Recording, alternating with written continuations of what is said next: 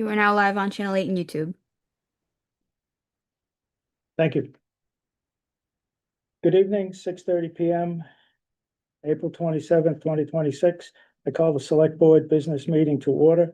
If you are able, please stand for the pledge.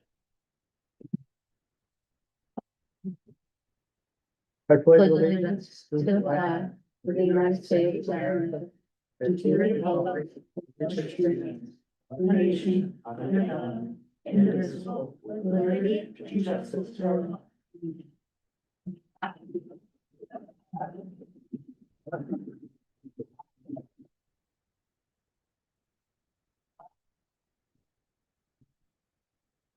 As a reminder, this meeting is being broadcast live on TCTV Cable Station 8 and on the YouTube web platform. A recording will be available on TCTV YouTube after the meeting. Is anyone else here recording the meeting? And at this time, I would ask that everyone please silence their phones. As a reminder, public participation will be limited to citizen input, a maximum of 3 minutes per person, so as to be fair to all. The board does not engage citizens during citizen input, as in the board does not answer the questions or discuss anything put forward. The meeting is governed by the Massachusetts Open Meeting Law and Select Board Policy.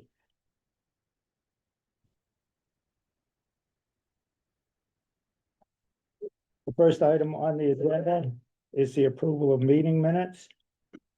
We have minutes for March 26, 2026, April 6, 2026, and April 10th, 2026. At this time, I would move to approve the meeting minutes of March 26th, April 6th, and April 10th, 2026 as presented. Second.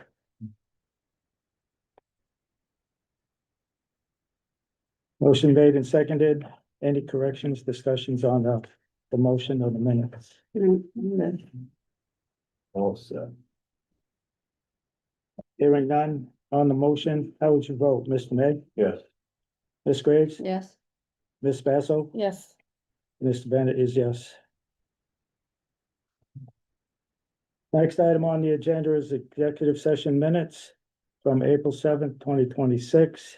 I would move to approve the executive session meeting minutes of April 7th, 2026, not to be released at this time. Second. Motion made and seconded. Any discussion on the minutes? No. Hearing none on the motion, how would you vote? Mr. May? Yes. Ms. Graves? Yes. Ms. Basso? Yes. Mr. Bennett is yes.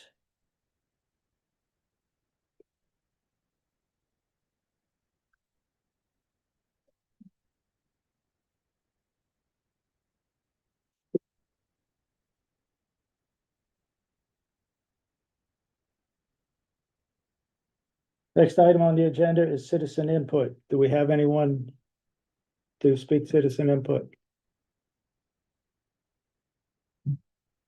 Mr. Table, please state your name. Certainly, Steve Castle, I'm the director of TCTV and also a resident, Pale Factory Road. Good evening. Good evening. Hope you're all well.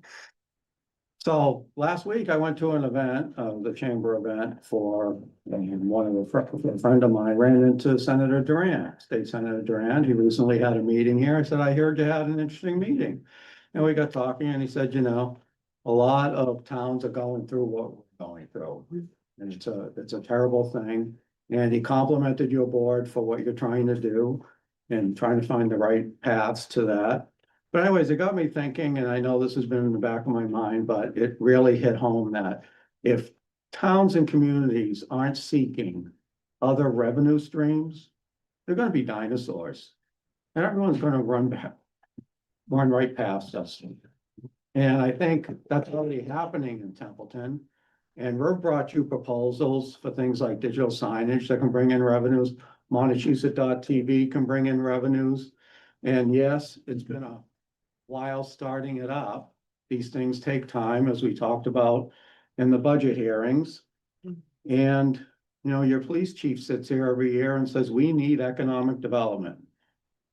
All right, we needed to have a commercial tax base so that our residential taxes don't go up. And this is kind of what we're trying to do. a media enterprise is an economic development tool.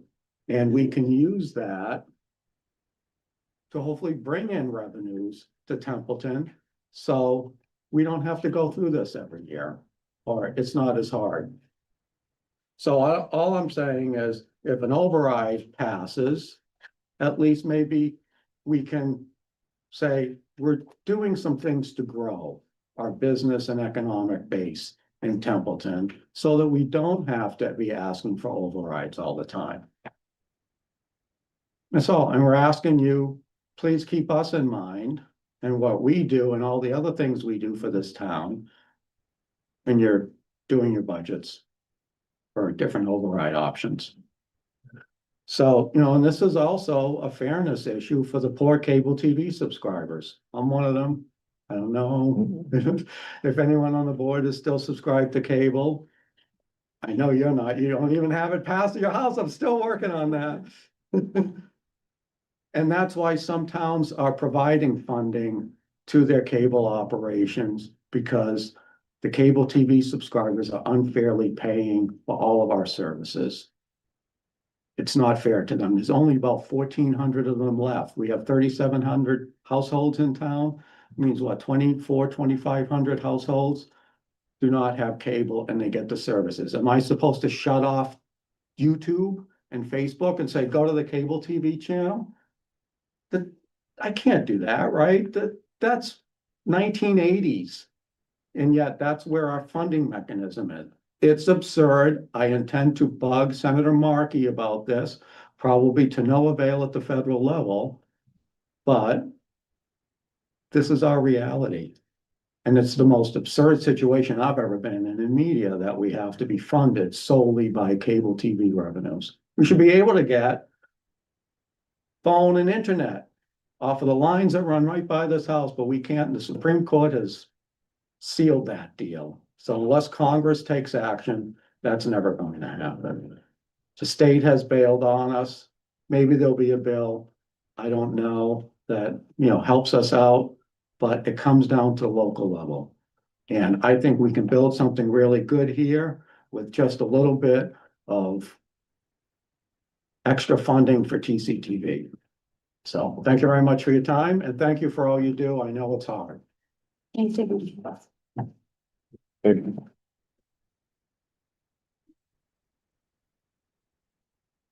Anyone else?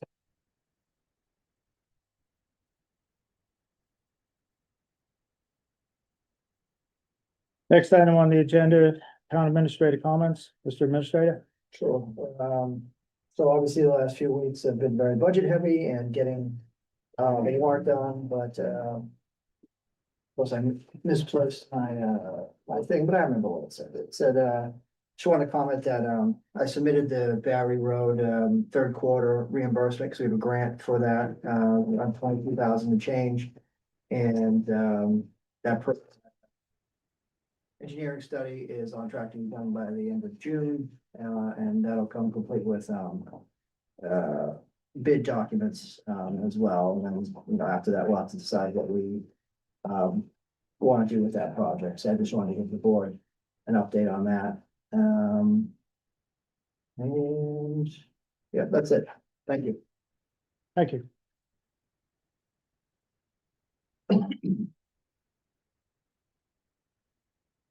Next item under new business, introduction of new employees. We have none. None. And no one to appoint. Correct.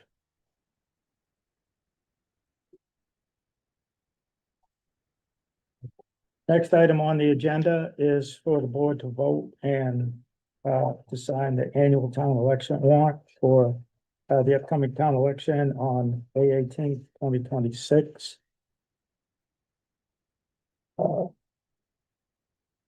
There are two members for the select board for 3 years, one member of the Board of Assessors for 3 years, one member of Board of Health for 3 years, one member of Cemetery Commission for 3 years, one member Community Preservation Committee for 3 years, one member of Light Water Commission, 3 years, moderator 1 year, one member for the Housing Authority for 5 years, one member of Planning Board for 2 years unexpired, one member of Planning Board 4 years unexpired, two members of the Planning Board for 5-year terms, one member of the Sewer Commission for 3 years.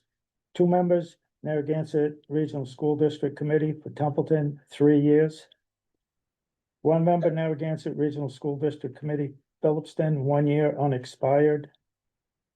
1 member, Narragansett Regional School District Committee, Phillipston, 2 years unexpired. 1 member, Narragansett Regional School Committee, Phillipston, 3 years. And for those who have not been keeping track, there are 2 ballot questions concerning overrides. 1 question, shall the town of Templeton be allowed to assess an additional $2 million in real estate and personal property taxes for the purposes of funding the operating budgets of the town and the Narragansett Regional School District for the fiscal year beginning July 1, 2026? The second question, shall the town of Templeton be allowed to assess an additional $4 million in real estate and personal property taxes for the purpose of funding the operating budgets of the town and the Narragansett Regional School District for the fiscal year beginning July 1, 2026? At this time, I would move to approve the annual town election warrant for May 18th, 2026, and for the board to sign. Second. Motion made and seconded. Any discussion? Hearing none on the motion, how would you vote? Mr. May? Yes. Ms. Graves? Yes. Mr. Toth? Yes. Ms. Basso? Yes. Mr. Bennett is yes. I'll send my copy down and the board can sign it and send it back.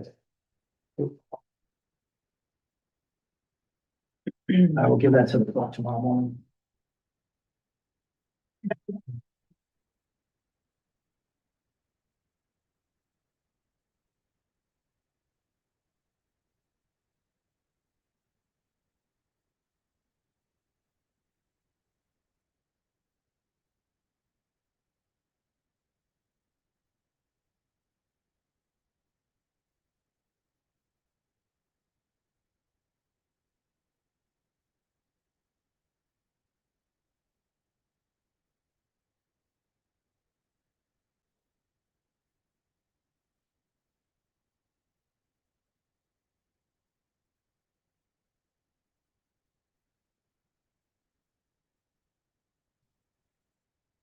So.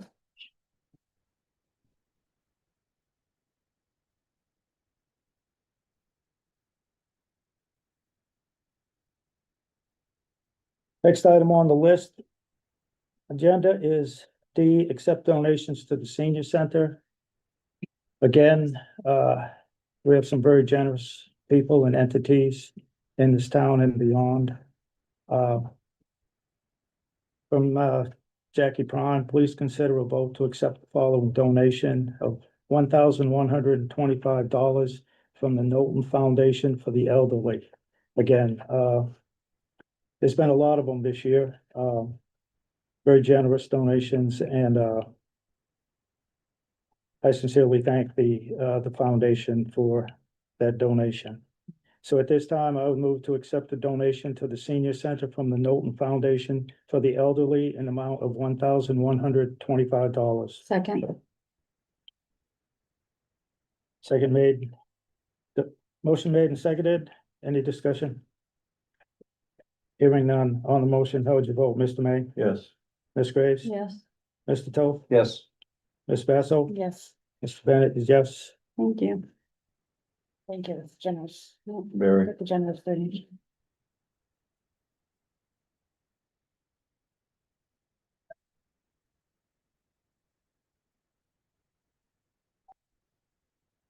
Next item on the agenda is a request from Crown Castle to update their equipment on the cell tower up on Johnson Ave on Ladder Hill. As you can see in the information provided, this dates back to 2009. There have been updates and changes up there over the years.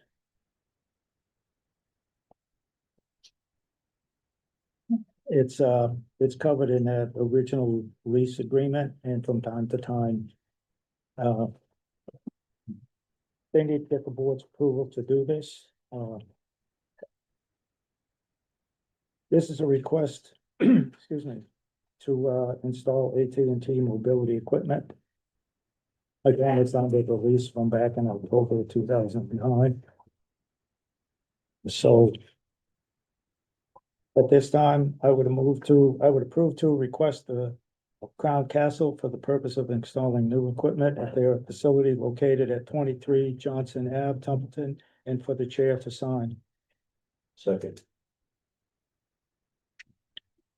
Motion made and seconded. Any discussion? Any questions on this? Did you have anything, James? I was gonna ask if he wanted to sign it on me, but so that motion works. Okay.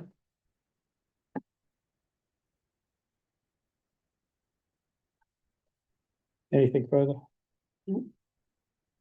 On the motion, how would you vote, Mr. May? Yes. Ms. Graves? Yes. Mr. Toth? Yes. Ms. Basso? Yes. Mr. Bennett is yes. Here, if you want to sign this one.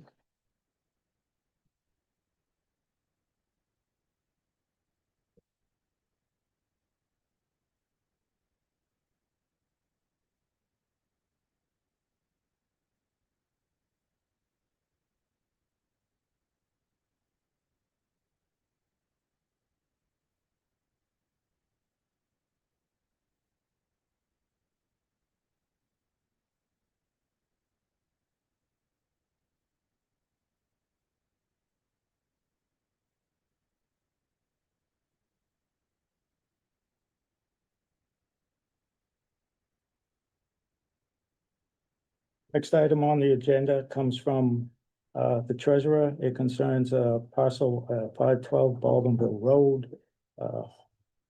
This is under the new law.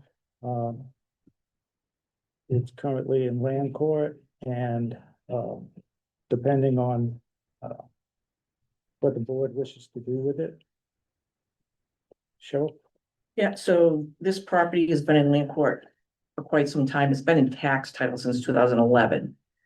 So it's been going back and forth with the owner in their conservatorship, them trying to find the funds to pay it, and land court has extended it multiple times, but we've received judgment. So we should have final judgment soon, and the board has the 30 days to decide whether they want to buy or sell the property. And then we'll have to go out to bid for a real estate agent if you want to sell. If you want to keep it, we'll have to get an appraiser, have the appraiser appraise what the value is, and then we have to pay the value as it is sits right now. So that's the decision that needs to be made by the board per the new legislation. So The house is in a lot of disrepair. It's probably gonna be a Is there, tear down, but do you have an estimate on when you may hear from land court? this week or next week. We've gotten judgment. They just have some time to appeal, and then it will be final within, I would expect next week I'll hear. So we did receive judgment. Mr. Chair, if I may, Yes, Cheryl, could you tell us roughly what the taxes owed? Yep. Now? So right now, roughly 48,000, 48 and a half. There is a CDBG loan that we have to find out if that has to be paid back as well. It's past its time, but because taxes were never paid, I'm not sure if that has something to do with the CDBG, so that may have to be paid back as well. That's 20,208 on top of the 48.5. There will probably be additional attorney fees that I don't have right now until we're all said and done with everything. So we're talking under 50 or close to 70. 48 change to. Yeah. 68 change. Yeah. Yeah. You said we have 30 days to decide whether we sell or buy? Yes, We don't have 30 days to sell if we No, choose to. Okay. no, Is there any limit on, we'll have to go out to build for a Realtor, then we have to list it, I believe, in 180 days. within 180 days? Okay, well, not 4. Yeah, okay. Right. Okay, But a decision has to be made within the 30 of what you want to do with the property. There is an interested party. And a butter that I'm aware of that's come in a few times. So depending on what it gets appraised at, I'm sure is gonna depend on how interested that person is. So, I can't think of the CDBG part. I think if it's past the time, that's it, it did waive it, but but where they've never paid taxes, I'm not sure. that's. Cause like a Title V would transfer, but I'm not sure if. So we have an email out to Peter. Yeah, very good.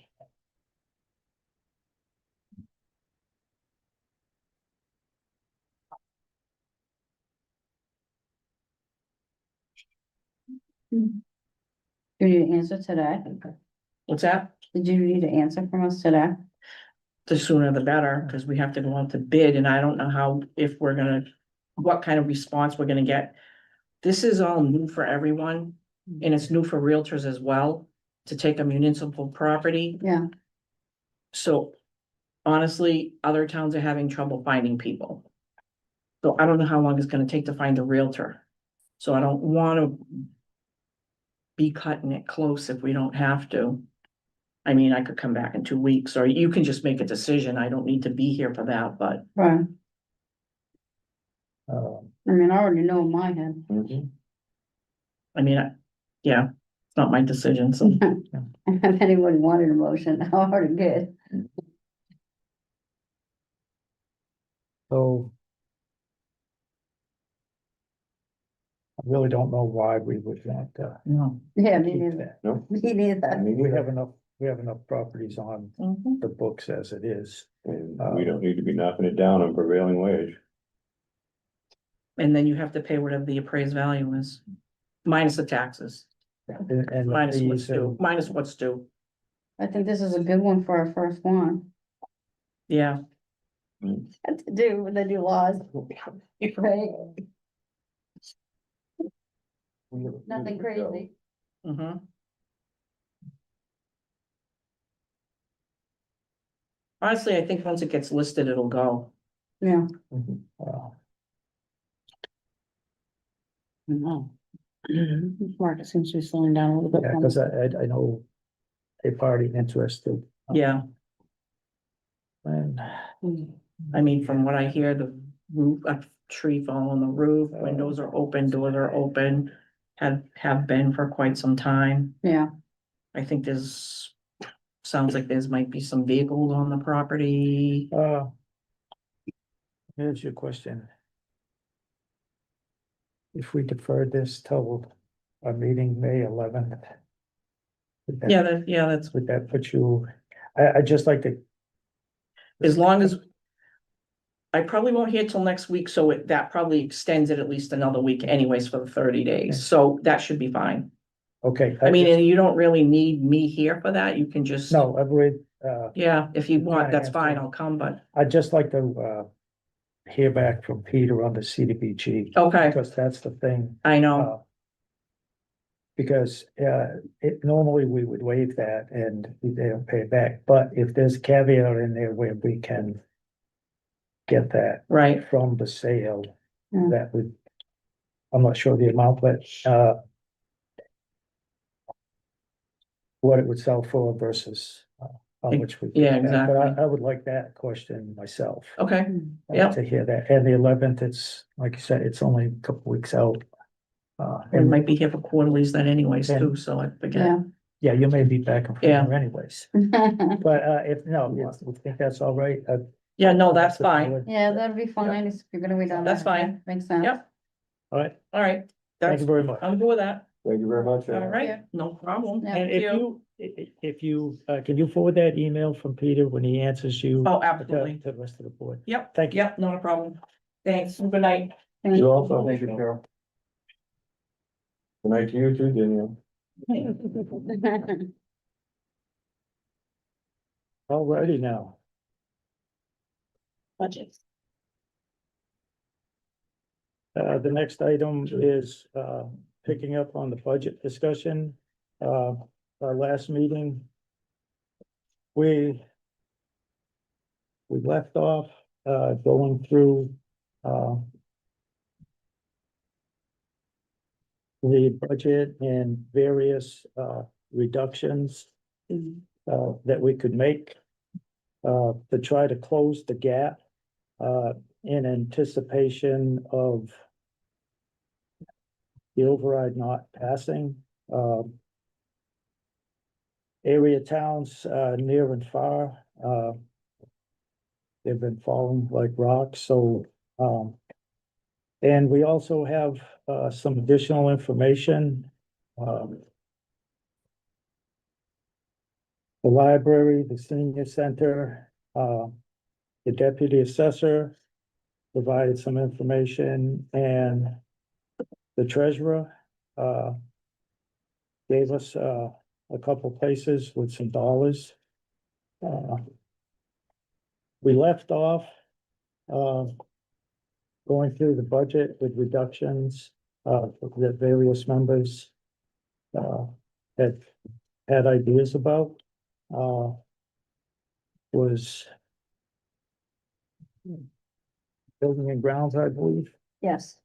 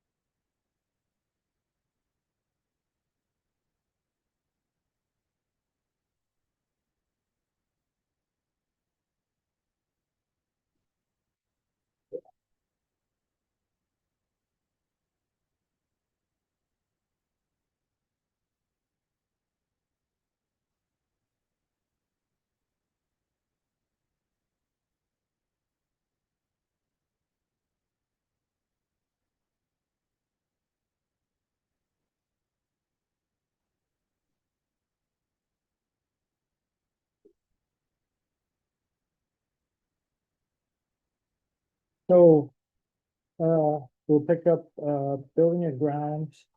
And we have some numbers from the assessor and president collector we can go back to after we'll, if that's okay. Yeah, that sounds like a plan.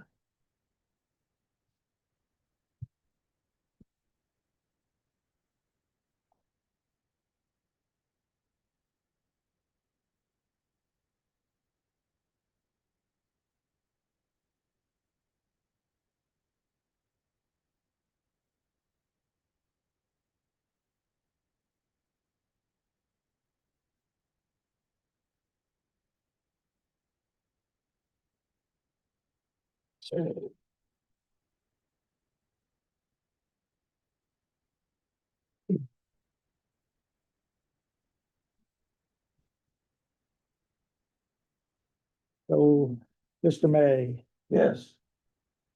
How we doing? your cut. Personnel, anything? Yes. We talked about this before, but the OT for raising and lower the flags and, the additional for the case of emergency, I guess. That's $3,900 between the two. We talked about looking for volunteers. Yes, we do.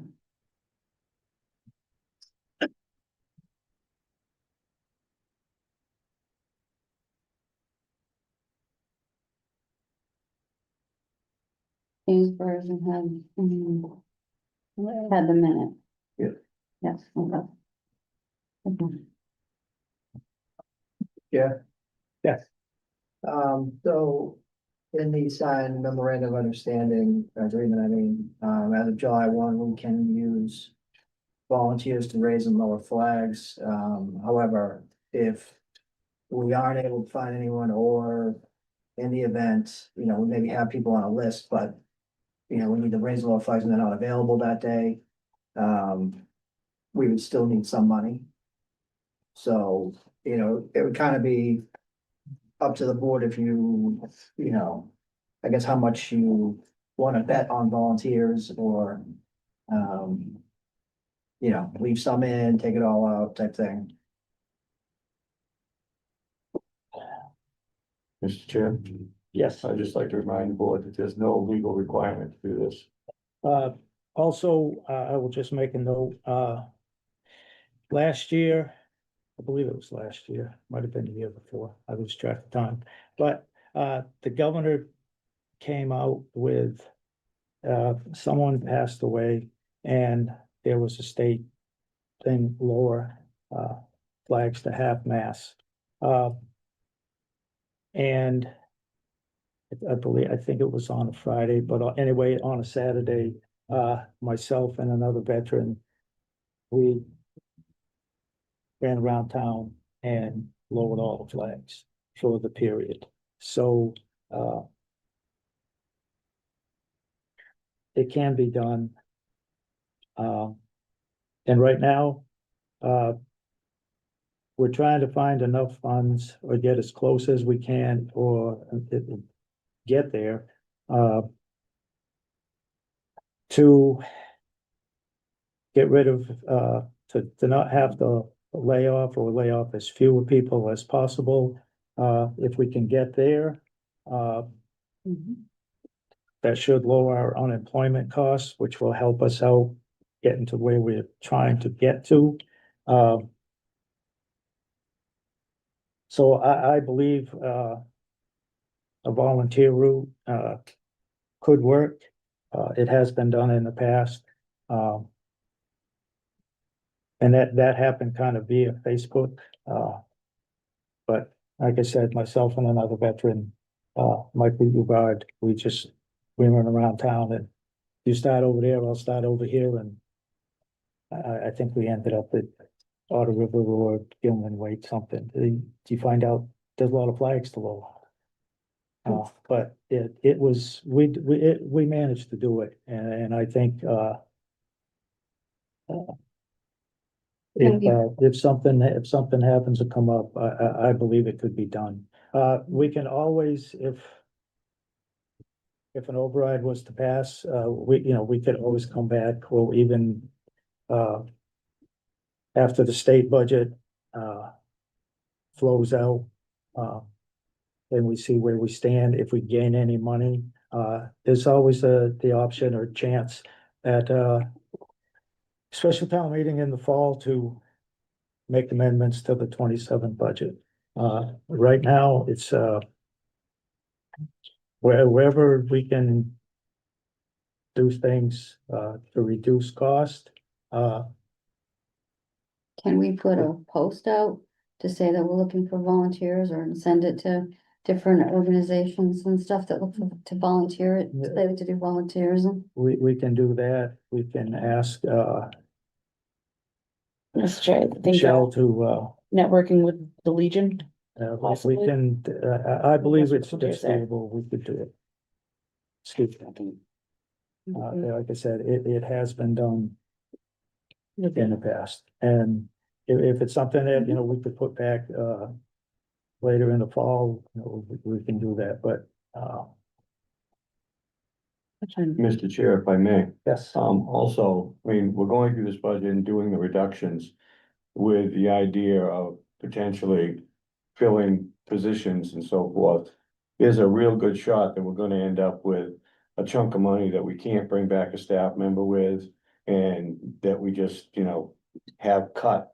So we have places we can bill throughout the budget, so that might be one of them. Just saying as an option. Do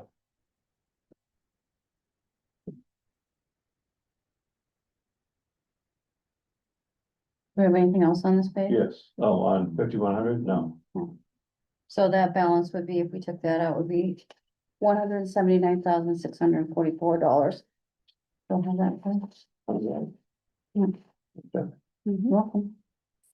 So my calculator's working. And you too. Still, if you have anything on 5100?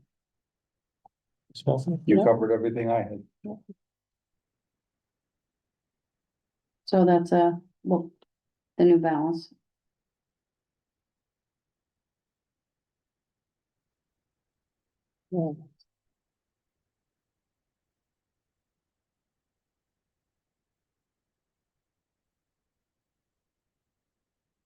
And I have nothing on 5100. Mr. Chair, are we in agreement that we're returning the flags?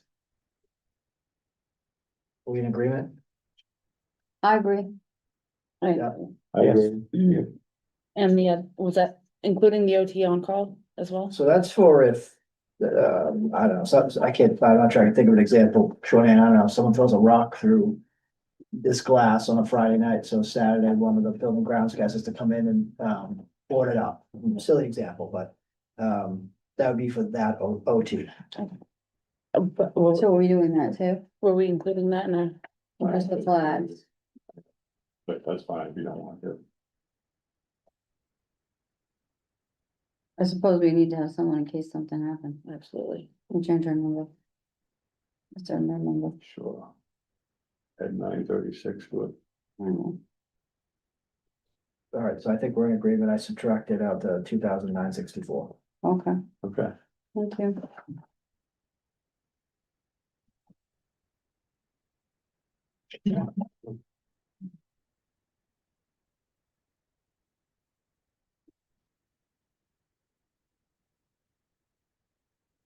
$5110. 5110, Mr. Chair, I have $400 consisting of one of the continuing education hydraulic endorsements that are every 2 years. And 250 out for training, plus 3 members, because I only see 2.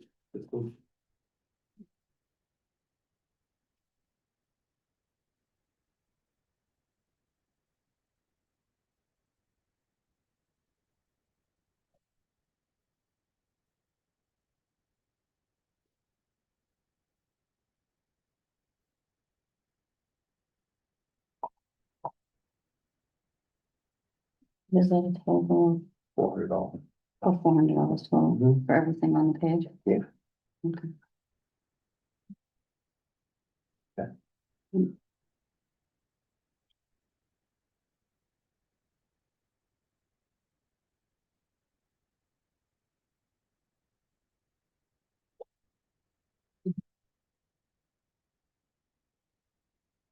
I'd agree with that.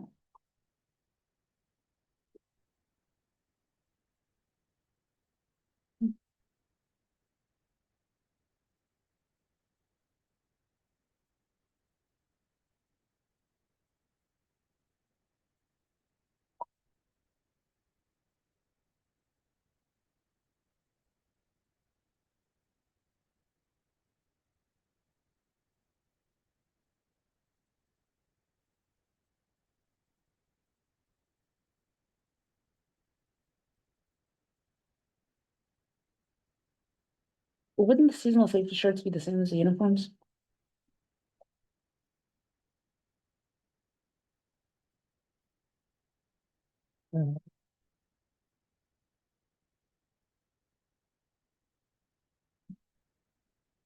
Right, but we discussed that, so.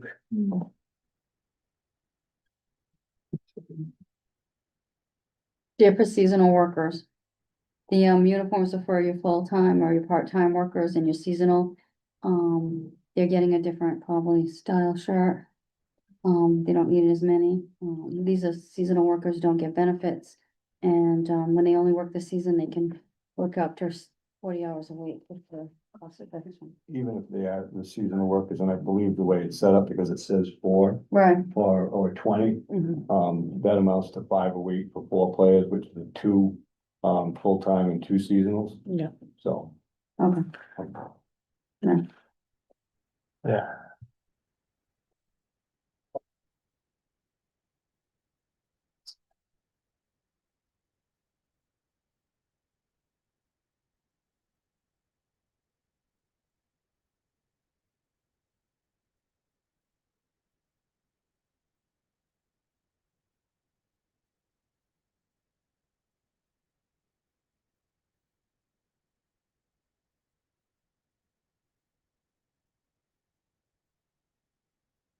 So, you good with, 650, you want that? Yep. 650, 5110, good? 650? Okay, got it. Okay.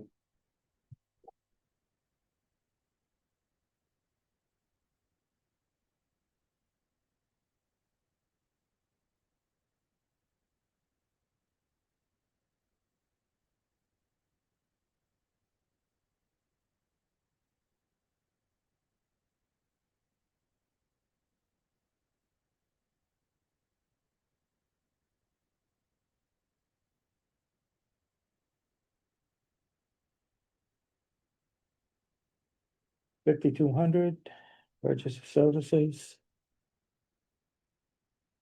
On 5,200, the only thing that I have is a question.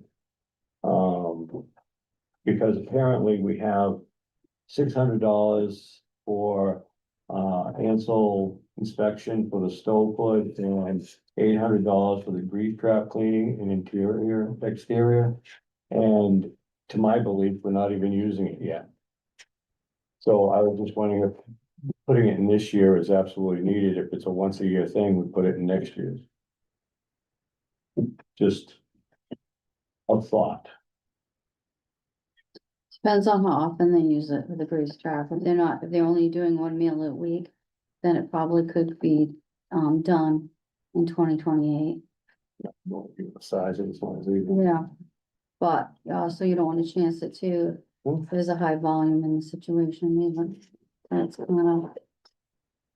I know that the grease trap at Gilman Waite, didn't go the first year that it was put in, it went the following year. I mean, they're just cleaning it now for the first time, since it was put in, That's kind of, yeah. that was my point. And the same thing, with their septic, they're pumping it for the first time, it has never been pumped. Hmm. Yeah.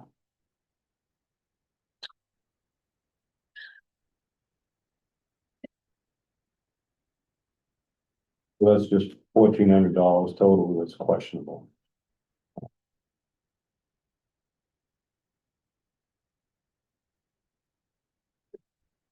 I'm not certain if that Ansel inspection aligns like the fire extinguishers where they're based on an annual timeline. Me neither, And Ken. off the top of my head, I can't tell you. So probably not touch it. I guess. It's a good question, Bob. Yeah, just, we're looking for dollars, so Oh, I'm I understand. looking, but I don't wanna create any problems either, so. That's the way the board feels, I'm fine.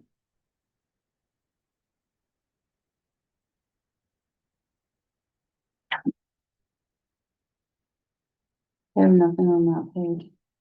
I have nothing on 5,200. Anyone else?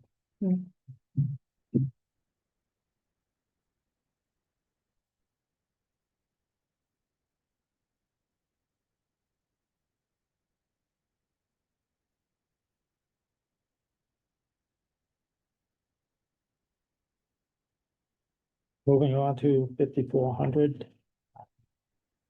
Mr. Chair, on 5,400, we've had a discussion of this during the budget process, and I'm just throwing it out there again. We have $2,900 for flag holders of varying types.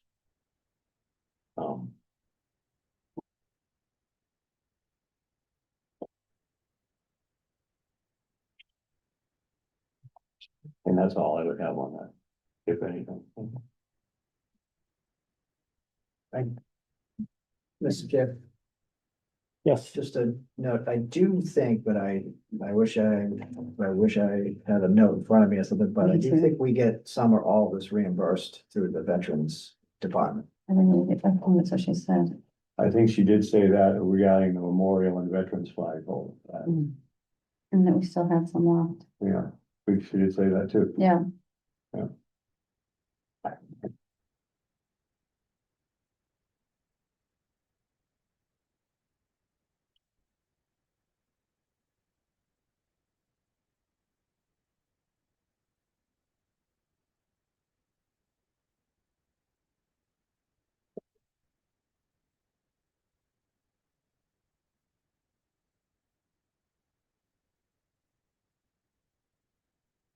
I had just a general cut of, 1,100.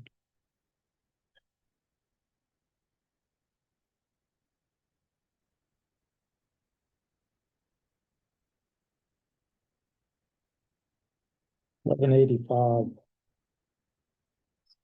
Based off of.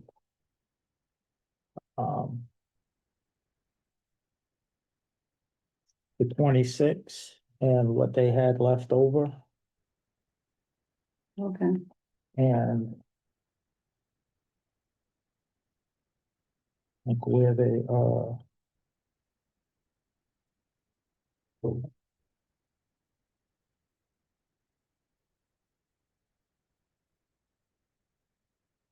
Yeah, 26 was 270,000.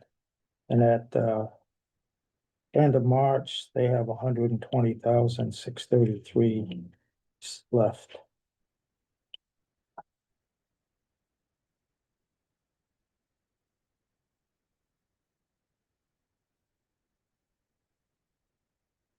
Oh, You said 1,100 and what? $85. £8,000. And,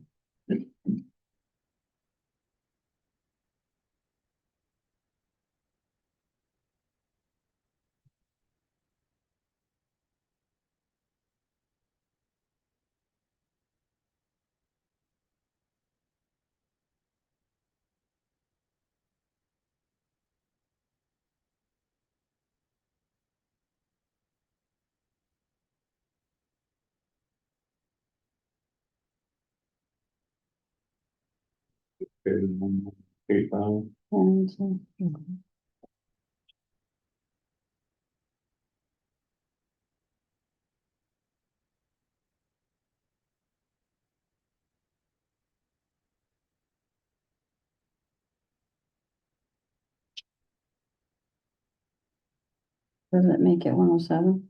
Yes. Exactly. Mr. Chair.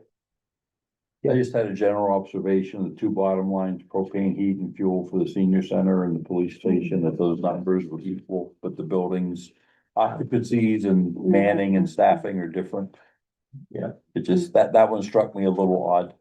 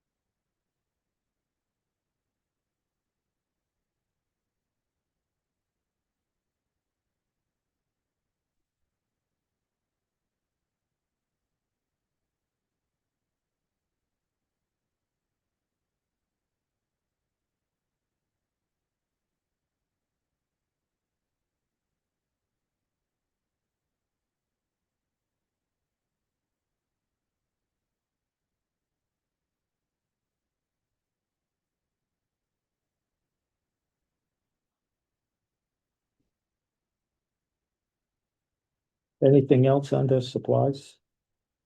Yeah. Nothing. I'm good.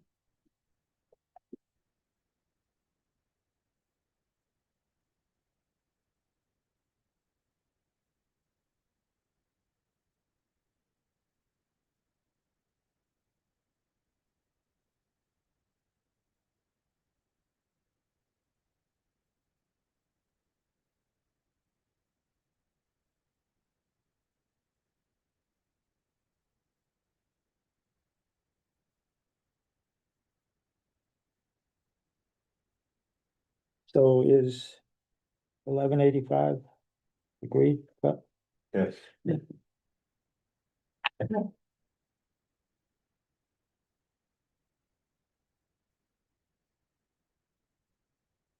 next would be 5600 intergovernmental.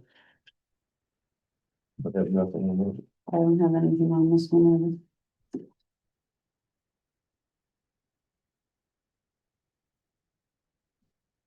either.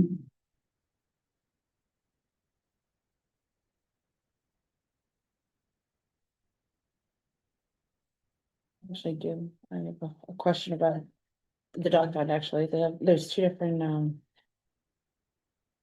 that seems high for $6,000, $7,000 for electric for like the tiny dog pound. And isn't that in with the highway department? The electricity is tied in with the highway department, right?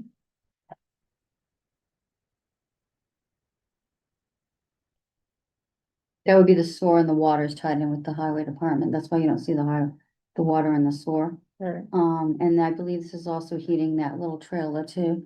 So it's not just the two. That's the thing. And then, I'm not sure. I mean, I know they got some kind of, I don't know if it's a heating system or something replaced. Something went recently. I was under the impression it was all tied together with the highway department, that's why I was, No, just the sewer and the water is the highway department building, but the heating is, independent to the building because there's electricity. Electricity is independent to the building. That's what I was told by.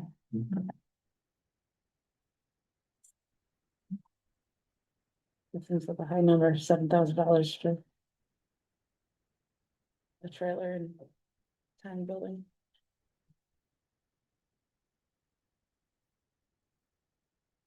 Well, electricity is gonna be the washer and the dryer. It's gonna be, the heat, and of course, they're using the computer in there. And, I have to wash in the dogs, are they doing a blow dryer? No, I don't know. What other electrical equipment they could be using with the pets, I don't know. I don't know if those gates, if they're managed, I don't think they're electric, I think They're not they're electric. manual, they're manual, They're yeah, manual. yeah. I don't, I think the inside ones might be, yeah, I think the ones that were took down. I guess we can keep an eye on them, perhaps, see if they get any bills from last year.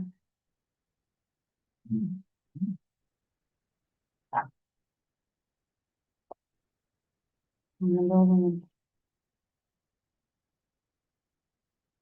Do we keep that like a whole file, like for the year, like on each building? Individually, what we spent for electric, water, etc. Would that be something they haven't been? Yeah. So I assume these numbers came from that. Is it like the storage at Gilman Waite's only, you know, Oh. $108? Yeah, Opposed that's to the that. storage at the dog pound, which is, Well, it's the old Connex and it has a break, it has a box in it. yeah, And so it's for this one little dinky light and they rarely use, if you're plugging in an extra plug or something, so, right, but a storage trailer at the dog pound shouldn't be. but they're not heating it. Whereas that storage for the dog is probably being heated because there's pets in it that are put in quarantine, I've been told. And that other storage transfer, That's inside. yeah.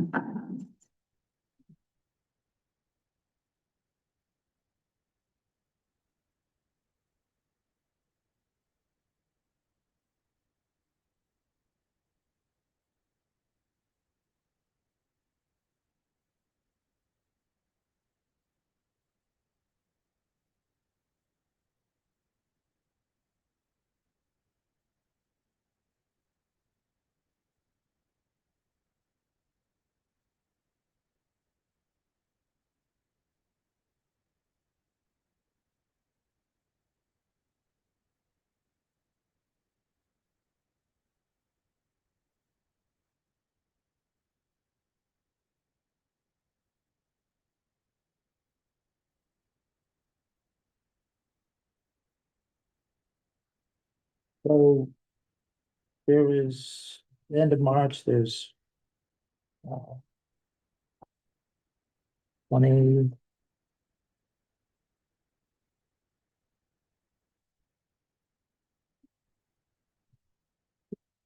19,000 left. Uh, I just have a question. Says there's a 10% increase for water, 4% for sewer, and 0 for electric. Mhm. Uh,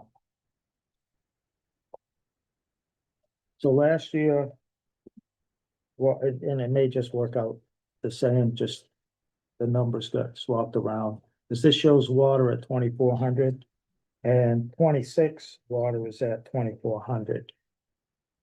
But if it went up 10% and electric went up from 26 to 27, but there's no reported increase for electric rates. So They had $2,102.45 left over last year. Is it that? In that account? but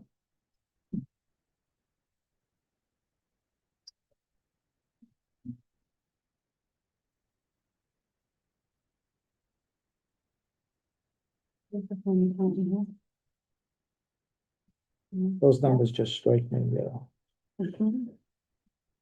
And the ones over there. That would be it, right? And they started out with $81,000.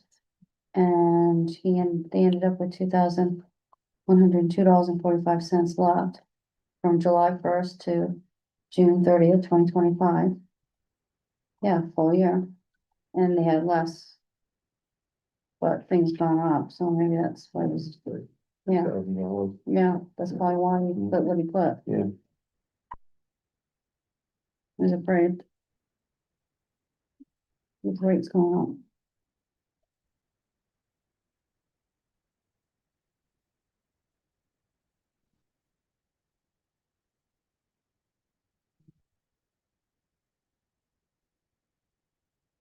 the no reductions on, I think we should look into that before we agree on it, because I don't understand how the dog pound and the storage shelter is costing 600, almost $700.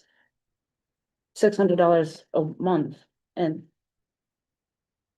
I don't know, that just doesn't make sense to me. The highway department is 300 a month. I don't know how the shelter and the storage shed is double. This is his recommendation of breakdowns of everything. So this bottom line is he can use it in any of these aspects, so if something is a little bit more or less. So if something's here, this is what he's estimating for this, but it might not be, like you said, and it might be the police department ends up paying higher, and then he ends up using the money over there. Clearly, he used a lot of the money last year that he reckoned he needed, and the rates for everything are going up, so. You could also just ask a question to Bob. That's you know, true, too. Verify it, question it, because I've done that on a couple of others and they were significantly lowered, Yeah, so possible. Yeah, if you wanna put a question in. yeah. Hmm. I'd like to question that a little bit, that just doesn't. That seems a bit odd. um, Do you want James to ask a question to Bob on that? Yeah. I have notes from our March meeting of the all day long, and these were the numbers that were questioned and defended. So we've asked the question once and we didn't get a really great answer back. Thank Tim. I'll ask Bob to clarify the dog pound, electric rates. Thank you. Thank you. This is why it's so imperative these department heads be prepared to defend their budget. Other than that, I'm good. I had nothing on that. Yeah, I'm good.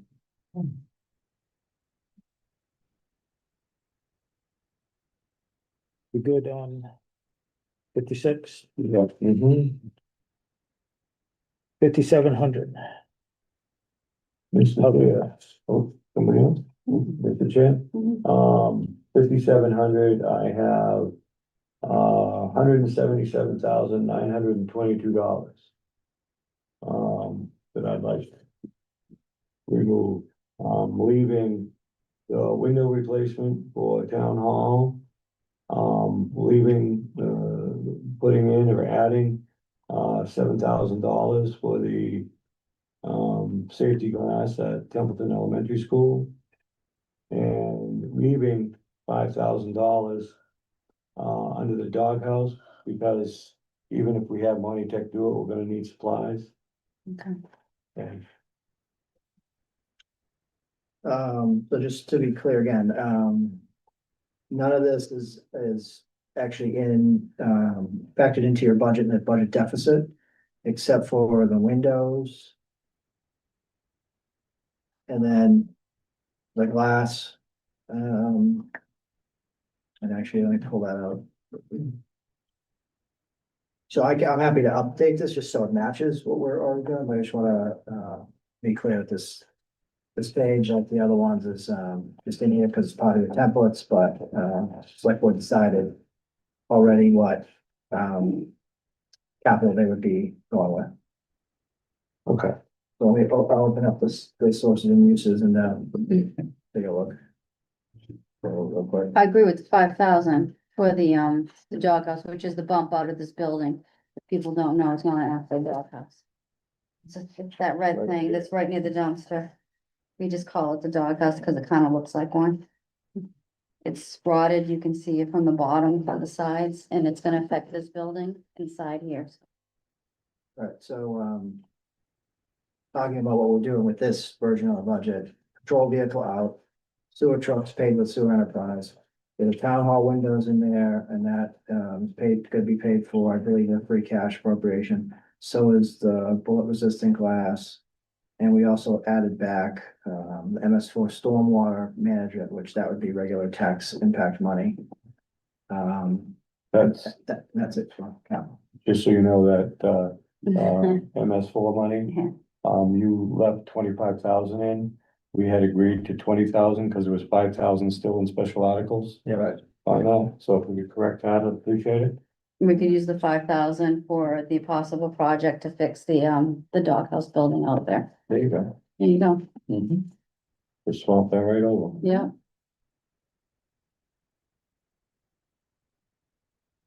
So you wanna add 5,000 for, call it the doghouse. yeah, Yes.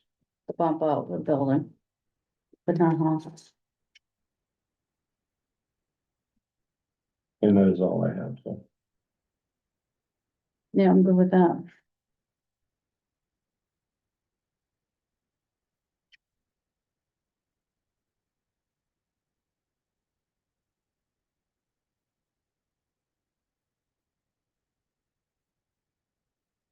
Probably both those 20 windows and it was 7 for, Yeah, 7,000 for the Glass. the bulk class at the elementary school, yeah. everything else we struck. Yep, everything else.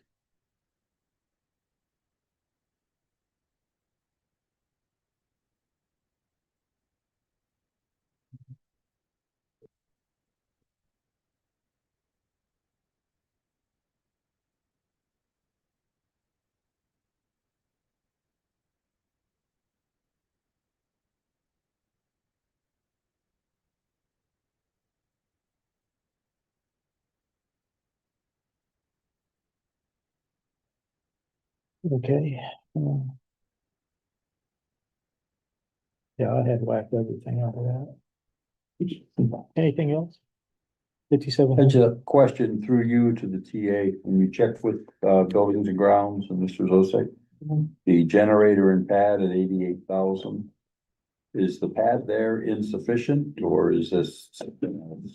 The pad is there. It was checked by a second company and it's good to go. The pad is The good. pad is big enough to hold the generator and it meets the requirements, to be far enough away from the propane tanks. Very good. Thank you. I would just like to see that project finally make it to the finish line. We're at 11 years and counting.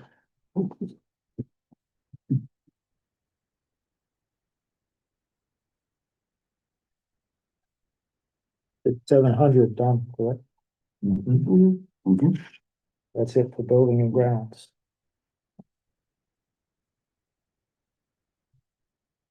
I have nothing to see what you see. I don't even have anything in snow and ice. Snow and ice, I think we're minimally funded on snow and ice to be eligible for reimbursements. Yeah. I think that's what I come through with.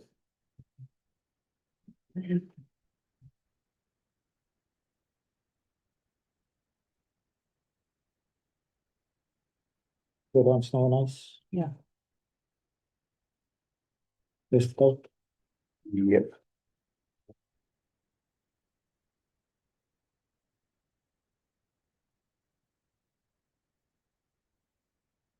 Parks and Rec,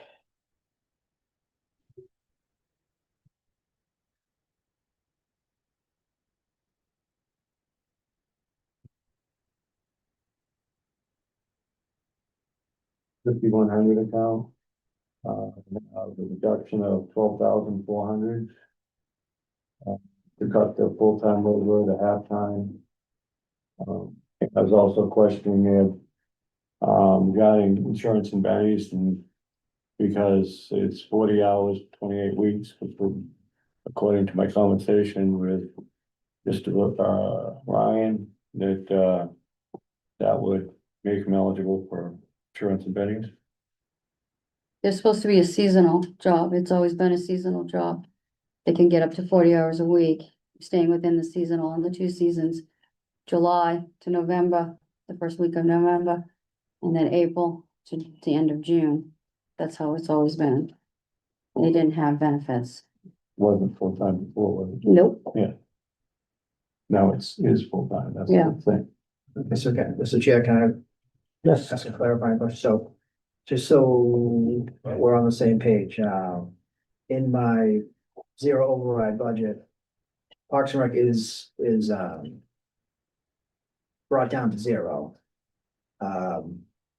They'd be asked to fit their whole enterprise into their revolving account. So if you're talking cuts, that means you're adding back to the budget. So I just wanna be clear, right now it's zero. That's your version. My version, I can fit it in. Okay, so Parks and Recreation, the 5,100 account in the new version, because what I have here, I didn't look at this other version here. But if what I have here still shows multiple items, So you're looking at their departmental budget? yeah, Okay, so that would be confusing, and I apologize. that's fine. Because because I'd be asking them to fit their budget into their revolving fund, I didn't go through and pick and choose how they did that. Bill Guns did submit something to me, previously that would, kind of do that. But between raising fees and whatever, it's kind of a one pager, but it wasn't like a budget it wasn't like a budget by budget breakdown. So you're right, Mr. Mayor, that would be confusing based on how I submitted documentation, but so on the sources and uses, it's zeroed out. Well, I would like to, I would like to give up my stipend and put it back into the kitty, which is for their 2 swim instructors, which is $2,500. And my stipend is $2,050. 550. Yeah, 550, right, so you got 50 still on the table, right? Yeah, I would like to least for the town to still pay for the stipends for the 2 swim instructors. If I can, I don't know how we're supposed to do that, but I'd prefer to have, children in our town learn safety classes and learn how to swim. And make sure the program happens. That leads me back to a question that I had with James earlier, that I was under the understanding that last time we all already reduced our stipends. No, he was supposed to ask a question, because it's in the warrant, how do we get it to 0? Oh. Well, we hadn't, agreed, Yeah, okay, we hadn't had an agreement on it, okay. and we hadn't gotten to this part, and this part was actually on my mind last Wednesday to say that, being so close to the stipend that I was given, I would like to see it go, it's all, be able to have this one class that's a 6-year-old program in our town that, knock on wood, has been doing its job.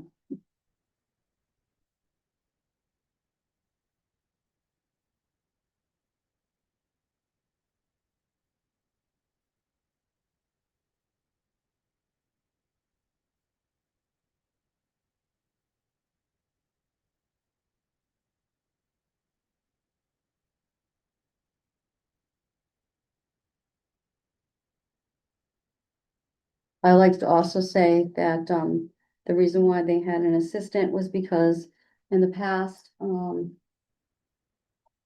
prior to anything that I was in, prior to that, bills weren't being paid and things, prior to it being Parks and Rec, when it was Rec Commission.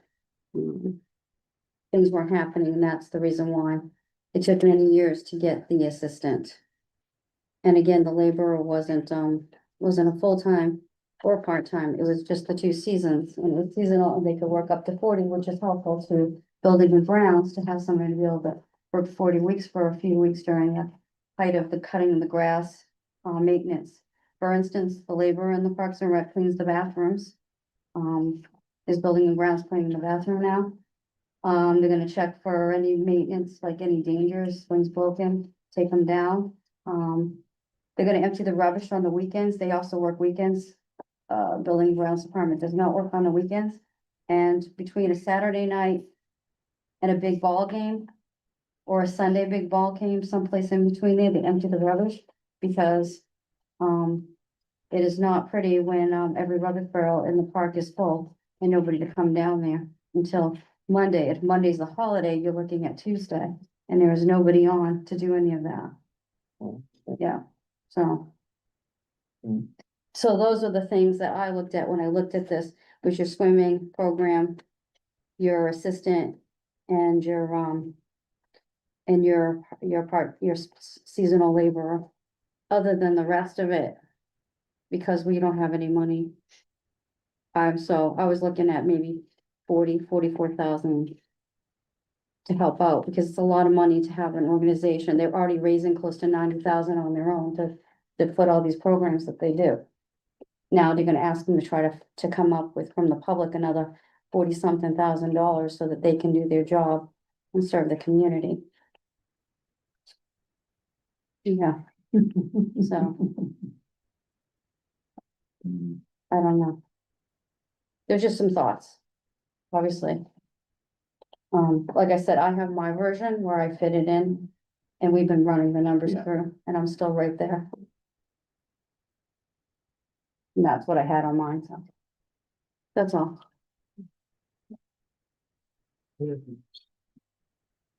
Guess I will say until we get through this and find out where we are. I'd be fine with leaving it as Mr. Ryan had it. And at the end, we can always reimburse things if we have. Well, I've added up everything that's on the sheet, and I get 76,225. And the Parks and Rec revolving fund has a spending limit right now of 100,000.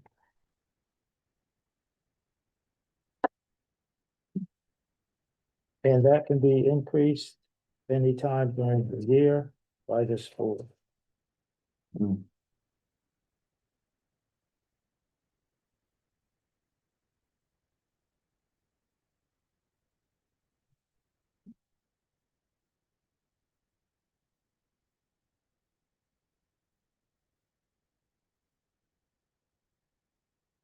That's what I said, so far all this fails, we would like to at least be able to see if we could at least come up with the money for the swim class for them. Cause I believe that's a safety issue in the town. We have a lot of bodies of water. And to ensure that they actually will have the program by giving them the money that the town has always given.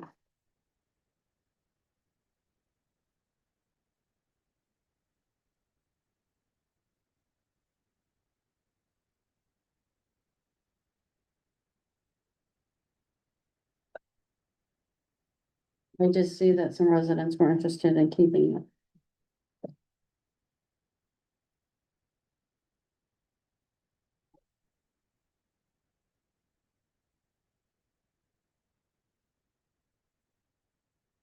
Not everybody can teach their child how to swim or understand safety lessons.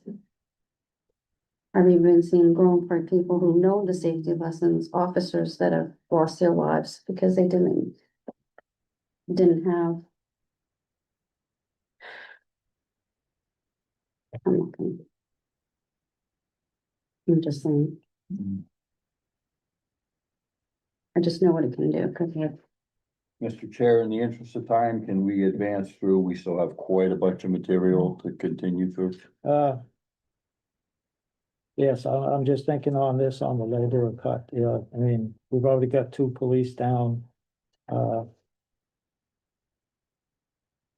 We have 2 fire, half their salaries are cut, the other half is still in, ambulance receipts. We go back and visit that, I believe ambulance receipts could put that money back, to fund those 2 positions, but, we can move on, but, I'm of the opinion that, comes down to importance, the labor of, maintaining, cleaning the field up on the weekends is not of importance.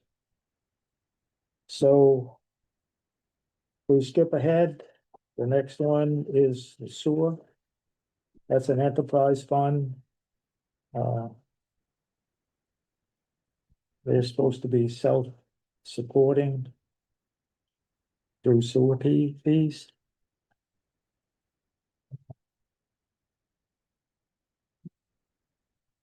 I didn't see anything. I have nothing on And no cuts there.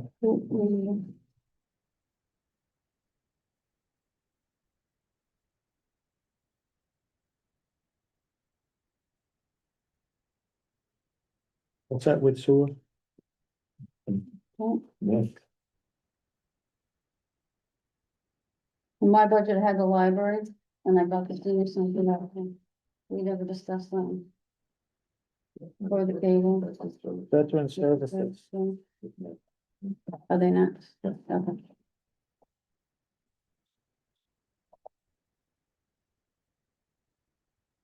Nothing on that. Mr. May? I was gonna say, under the, I think it was 5100 account, was it? It doesn't make sense, plus on the 5110. I just questioned the mileage and, the, conference. I think in James, I think it was a little bit different. Oh, did you already change that in the pages? Yeah, because there's one conference listed, Yeah. biannual conference fee of $50, and we have annual conference mileage of $300. So it just seems a little off. Probably meant to be flipped if I had to guess. Hmm. So you find that out? Conference fee is probably supposed to be 300 and mileage 50 and membership fee 50. So I can find that out. Because the mileage is consistent with all the other mileage requests throughout the budget, so good catch.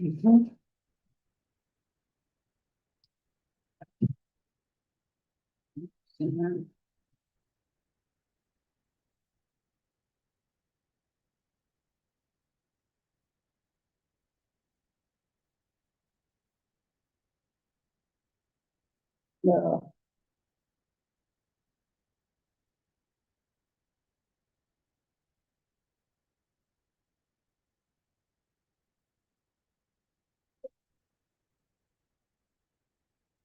That was all I had on the bedroom.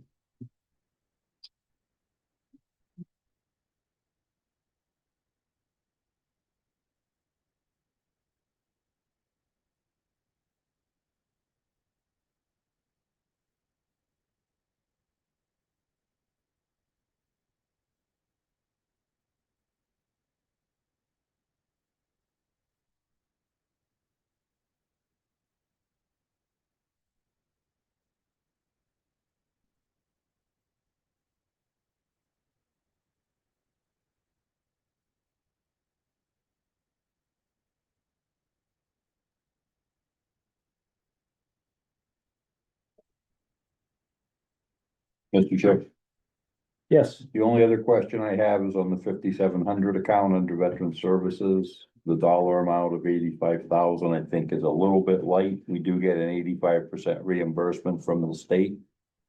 But all of the veteran services agencies are pushing and they're getting more and more veterans into the system, so the amounts of being awarded are going up each year. That has been conveyed to us multiple times by our Veteran Services Director.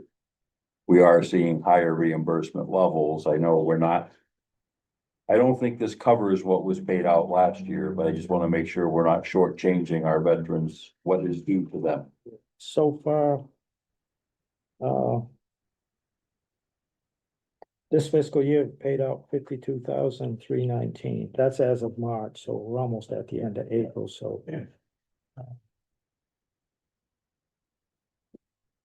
Mr. Chair, do you have what they allocated last year on Uh, that? Was it 60s? 25, I don't. For 26, it was 85,000. So it's the same.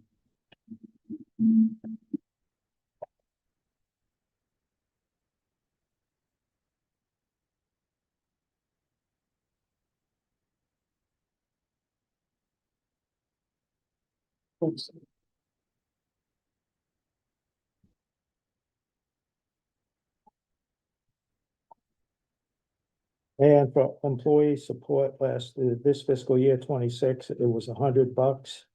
And nothing has been spent out of it. Purchase of services and supplies. Nothing has been spent.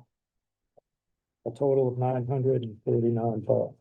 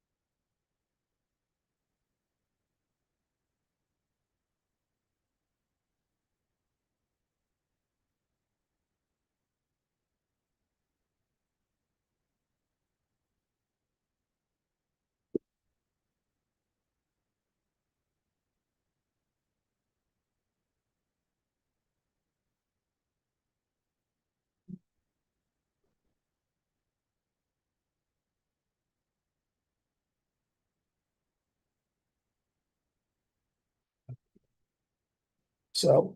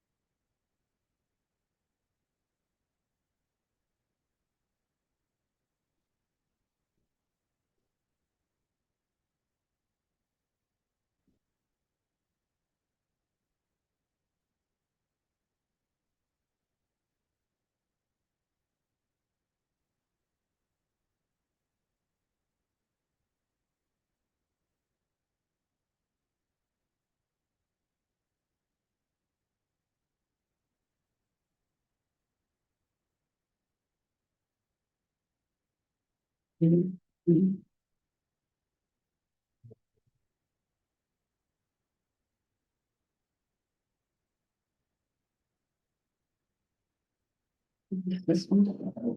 Oops. Says one, two. It's only number. That's, yeah, okay.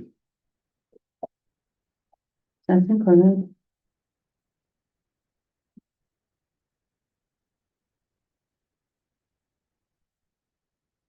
Yeah, So in FY 25, the veteran services requested 85,372,000 and turned back 51,78. 25. Yeah, so, yeah, and right now we're at 32,000 yeah. spent, unspent, Unspent, for okay, and 26. they're spending, 9 months in, $52,000, so they're spending just short of 6,000 per. So we're probably $18,000 up from where we are now. So that would leave about $14,000. That is above and beyond. Yeah, I think the 85 is good. Yeah, Uh, Yeah. like I said, I'm just looking at, mhm, Yep, and what we don't see on the BVA's is that turn in at the end of the year, a clean turn in, or is that the reimbursement calculated into there? Which is good. Yeah.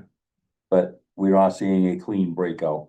yeah, and, it's, September, What would the reimbursement be? Excuse me, Tim. 75% of the funds dispersed can be reimbursed by the State Department of Veteran Services. Okay, Yeah, you so have to make there's, a, there's no way that that's involved in this number here, Yeah. because it just doesn't work. Oh, we don't know what's being dispersed completely, though. That's the challenge. Oh, what, I think, okay, I get what you're saying, Yeah. but this here shows what we allocated, what we spent, and what was remaining. And it's nowhere near what 75% would be. So I'm thinking that 75% is after the fact. Just to, I don't know if that's a one, I don't. I don't know if it's a one-time payback, if it's periodic, that's the piece I can't answer for us. Yeah. No, it's per report that has to be filed.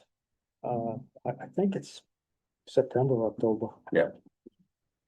It's like a snow and ice report's gotta be done in September. And things like that. But I'm just looking at the employee support, purchase of service and supplies. She has not spent a penny yet this year through March.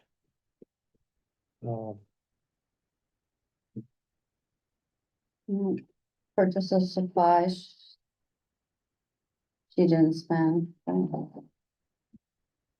Just, she had a little left and a little left. Yeah, Yeah, one of them she didn't talk to. yeah, she didn't touch the personal services in 25 either. But she did touch the supplies. She took about 3/4 of it, Yeah, so left 25%, so. But that 450 that was in here for purchase of services was not touched at all. yeah, it wasn't touched at all.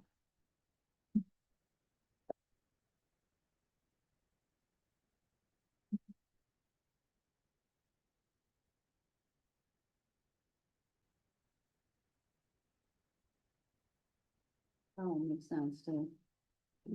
Yeah, for what that is for.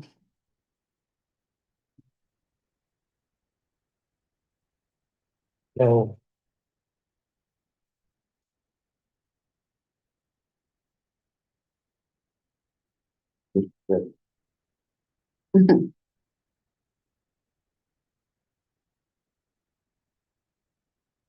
We reducing that, for sport or what do you think? Or any of the, Well, the purchases, Any- you didn't touch it at all last year. You got $450 and she left $450 on purchases of services.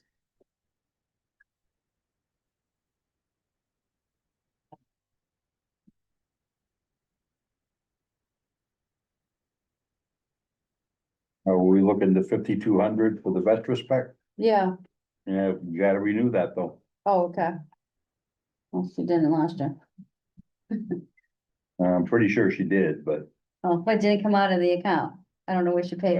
we'll figure that out. Okay, That's part of where they're getting the workload from the other districts and areas, which does not go against us. I mean, she could have took it out of one of the other two and Yeah, do the right account. That I can't answer. Yeah, she might have taken it on the wrong account, but That's a possibility. yeah, it's a possibility. She did a good job with the other ones. And, yeah, Yeah,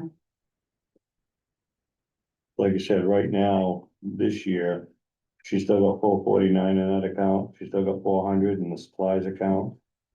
And she's still got 100 in the employee support, just like Mr. Bennett said, yeah, so there's Nothing out of those three. yeah. $949.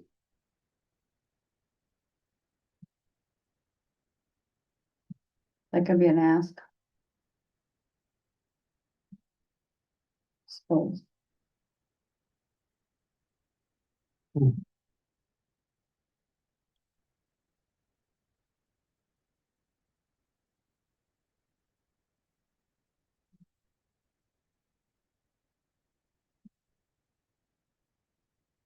Leave it. Consensus.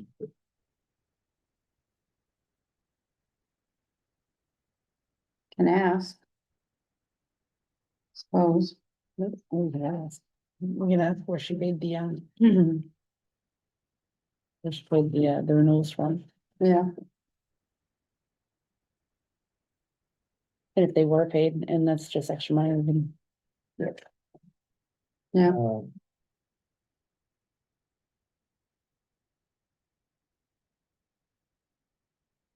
Dennis Administrator, you check with Michelle, let's see, under those three.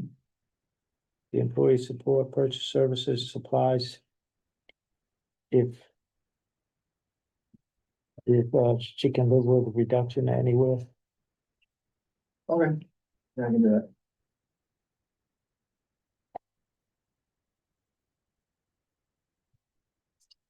So. We're good with veterans. There. We'll move on to the senior center.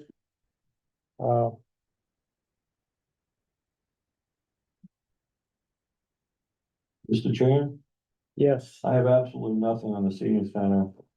um, I would just like to say thank you to Jackie for going through this and coming up with yeah, a 0.6 increase for the year and then operating protections. Which I believe you have.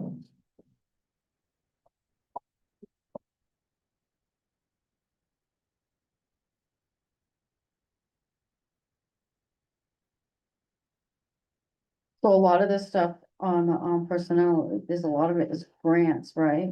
the senior director,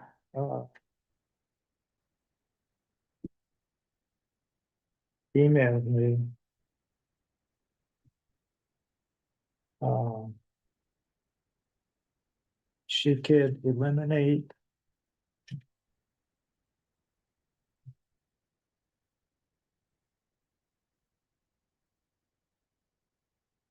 The senior center is pretty much run.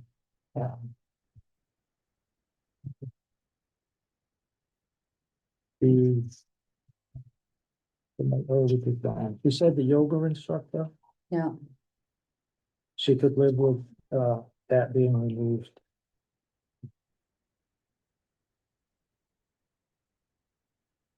everything with a star.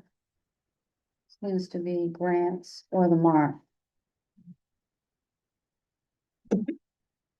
You're saying 6,500 out of the 5,200 account?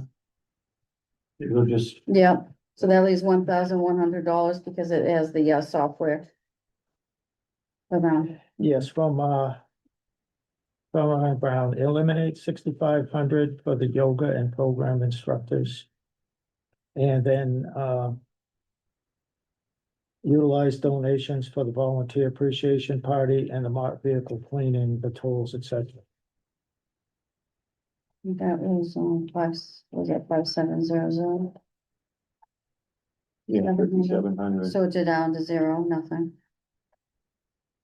So we're just eliminating that one? Yeah, So that would be, $7,500 or 1,000 from the 5,700.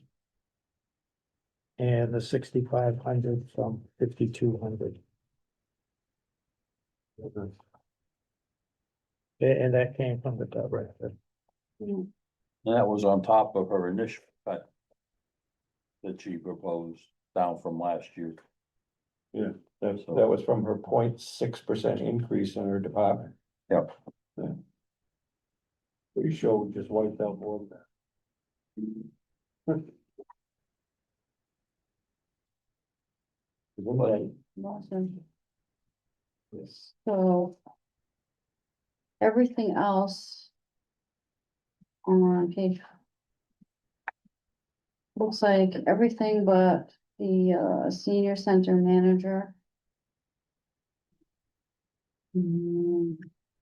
Doesn't have a star. And then the membership dues of 420 doesn't have a star. The My Central Software doesn't have a star.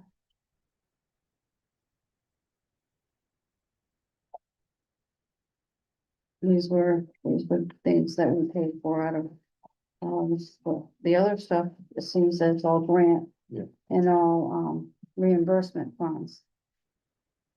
They're listed in the budget and calculated in the budget. But they're literally their money. The community service director, for a small amount, is being reimbursed by, Mart. The dispatcher is being reimbursed by Mart. The outreach coordinator has a star, that's a special grant. And then the cell phones is Mart. And then, yeah, So, pretty good. yeah.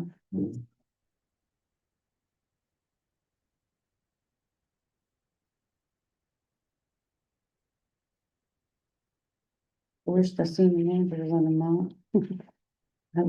She's wonderful. Does a wonderful job with the seniors.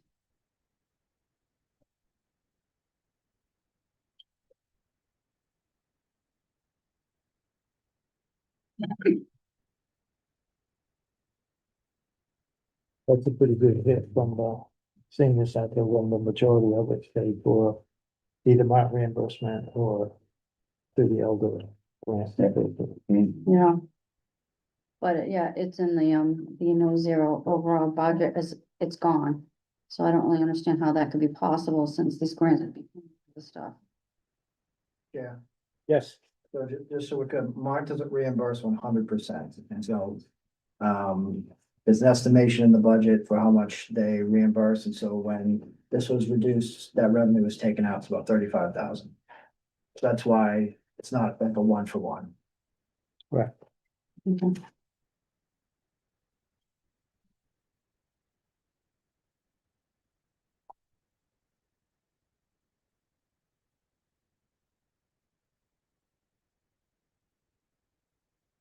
Still going round and round with DOR about a revolving fund for the Mart fund, so.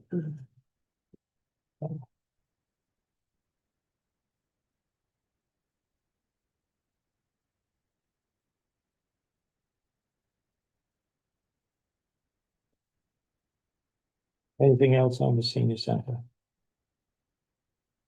The volunteer appreciation party, is that something that we could live without? Yes. Mhm. She said she could do, take that out. Like volunteer appreciation, the cleaning products, Yeah, and then that's taken out. there was, the yoga The instructor. yoga, yeah, this is 6,500. Those are the three. Yeah. That was the three she said. $7,000 right there.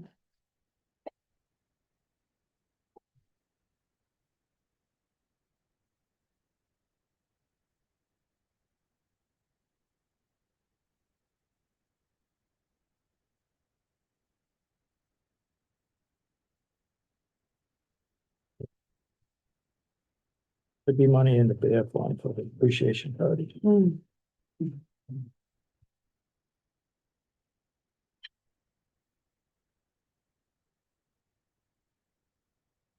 Are we good with the senior center? Yeah, The next is the library. Uh, two things on the library. The first one is, Jackie submitted a slide budget that, was actually less than the fiscal 26 budget. She also sent, me an email to reduce, materials expenditure by 10%. That would be $1,850. I didn't go through and find yeah, I couldn't find where it was. where that's from. The CWMS? The, No, probably, 5,400 account under books, magazines and AV material, Oh, maybe. 12,800. I don't know. Maybe. Hmm.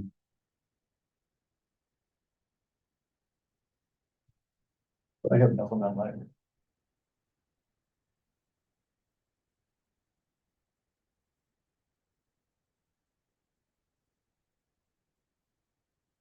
the, eliminate the school lib, journal subscription. She said that would be a savings of $150, but this, that must have been started from the original budget, because now it shows 65, but she said you could reduce that. She's also stating that we could reduce the open hours to 22.5. That'd be the minimum number of hours to be eligible, for certification waiver.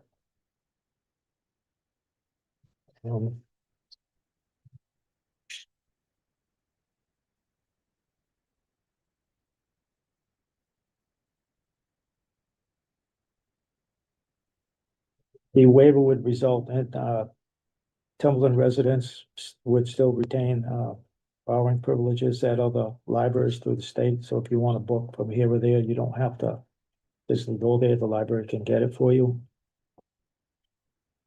The one thing is the state aid to the public, libraries grant would be reduced by 12.5% for fiscal 27. Mr. Chair, what was the big number that, the materials that she said we could reduce by? Materials expenditure is $1,850. Number to reduce it by? And the school lib would be, right now it only shows $65, so instead of $150, I'm thinking this was the initial budget.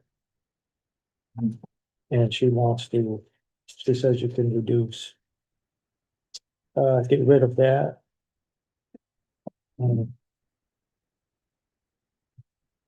So how would that affect her salary? The 30-year-old, 30-year employee.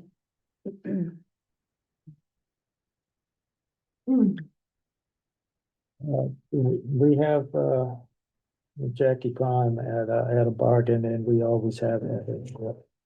And it's, kind of a sad statement. I don't think it'd be worth reducing it, we'd be losing out on a lot of, reducing hours. I mean, she could still work, just the building would be closed to the public. Right. I just think grants and everything, we'd end up losing more in the long run. The amount of the grant, getting reduced by 12.5%, that It's not worth. we're losing basically return of money from the state, which I think is dumb. I'm personally not interested in cutting anything in the library. Yeah, me neither.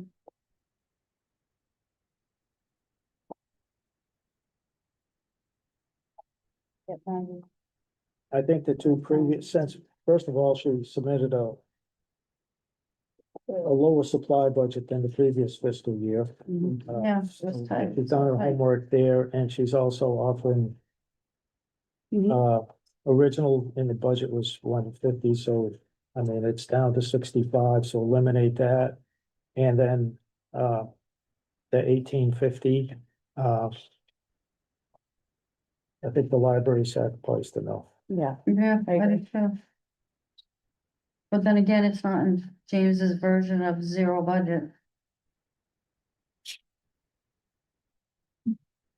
There is no senior center or library.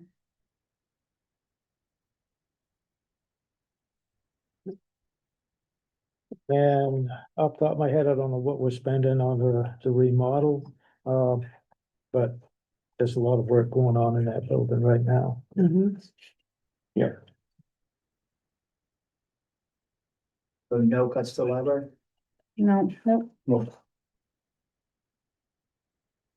Thanks.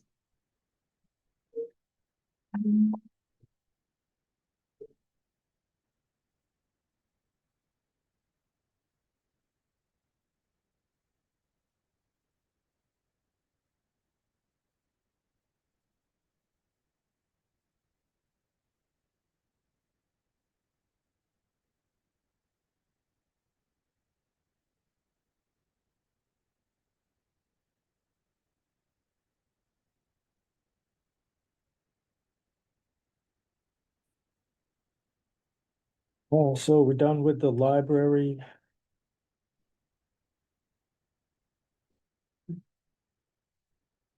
Historical and cultural. They have No budget. a whopping budget of a couple $1,000. They applied for, grants throughout the year. Oh, they're the giver of the grants. They're the ones that vote on them.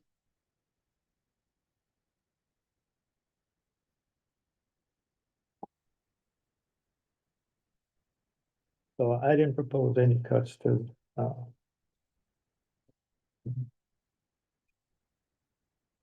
the cultural. I propose paying all, but that's just me. For this year at least, I wouldn't be opposed to cutting it in half. And the summer concerts on the common, maybe give them 800 instead of the full 15.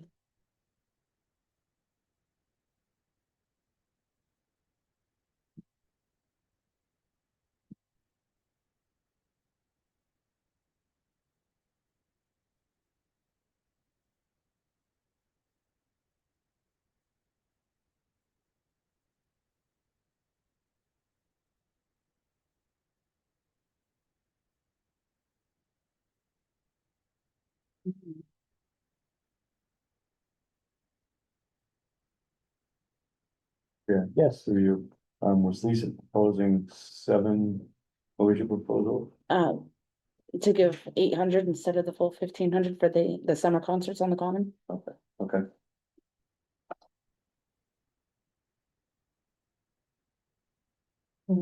So reduce it to 800. That's fine. Still gives them a little bit, but Yeah. obviously you need some signage and porta They potty. want basically, well, a little less than half. Well,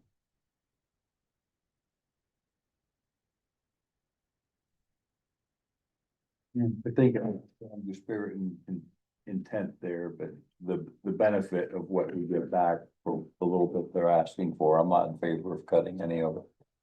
I didn't have any cuts for. You know, I didn't either, and I'm already looking, they've already cut their own, the programming and supplies.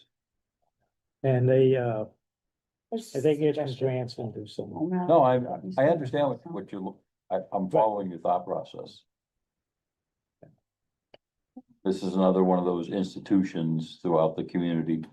No, I know Yeah. we need them. They do so much for us, but I'm just trying to And it's finish. kind of a double edge. They ask for so little, but the things that they apply for and bring back into the community is so much. That's true. Yeah.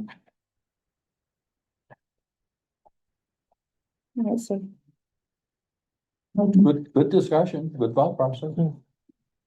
So Not faulting you for it. Appreciate leave that. them alone. Okay. Fine. Okay. Okay. Debt service. Yeah, we hit the water, we said that all. Yeah, let's do that. Sign that over to Mr. Bennett. Yeah, we can take care of that, Bill. So nothing cut there.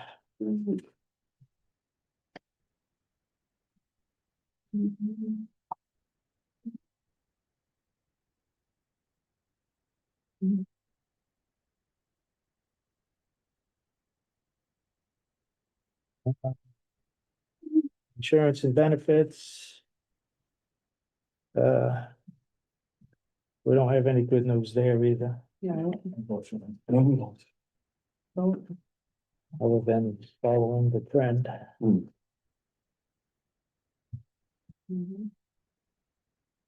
So that leaves us. Cable TV.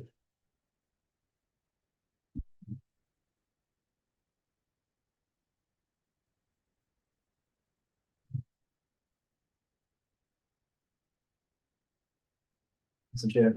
Yes. So again, I didn't take their budget template and throw it right out, but in the resources and uses, their budget is cut to fit into their enterprises, and so it's non-impact to your deficit.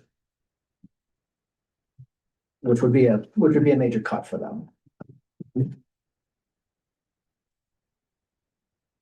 But I didn't pick and choose, where to cut if that ends up happening, they would have to decide how they want to handle that. Oh, I forget. Let me see.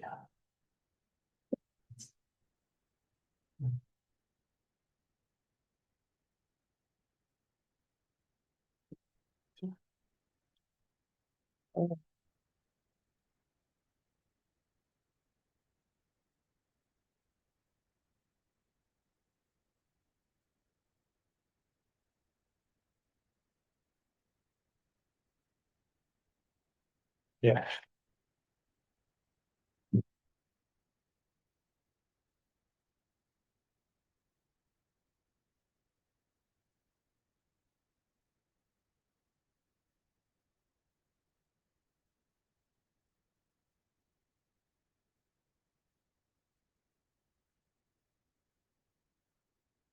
So,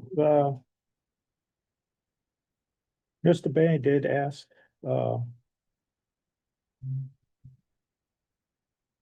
a few departments in the town, in town hall, what, if they could give any more. Do you have that? Do you have the emails from them? No, I don't. Okay. I don't.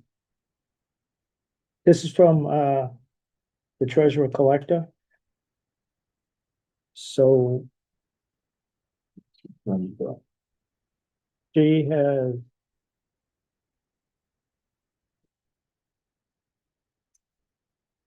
Said she could reduce the 5110.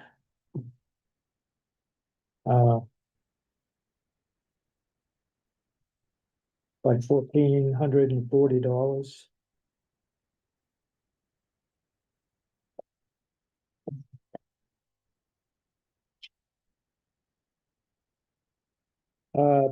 Said you could cut the hotel for UMass and we could drive up each day, don't stay after classes.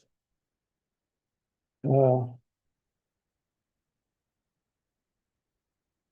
what was the number, Mr. Chair? $1,440 from 5110. 1,150. And also, if we cut that, they wouldn't need the 150 for the meals because they wouldn't be there.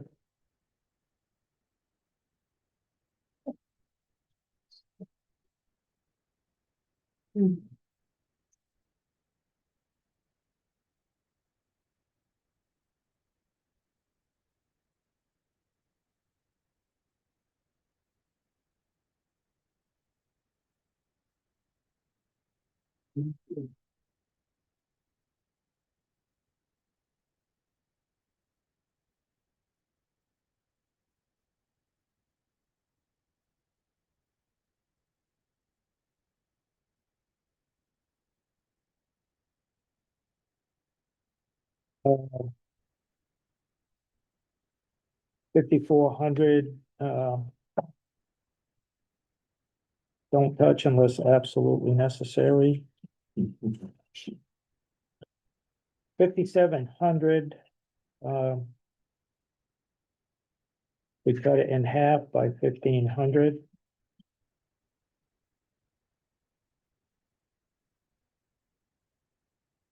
You could also cut a little bit for tax taking advertising as well. We no longer have to advertise residential properties, only commercial. So say that again, I already took from tax taking attorney, but you're saying this is enough?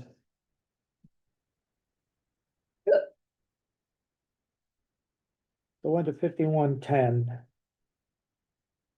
Said we could cut 1440, Yeah, no, I got that page. okay?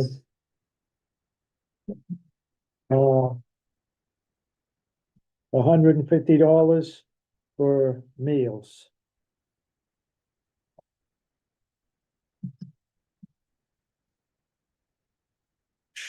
Then skip to 5700.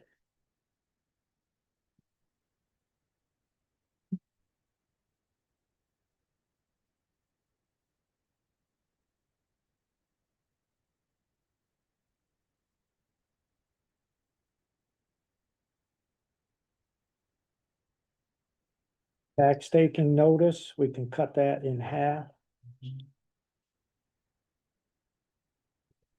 1500. Mhm.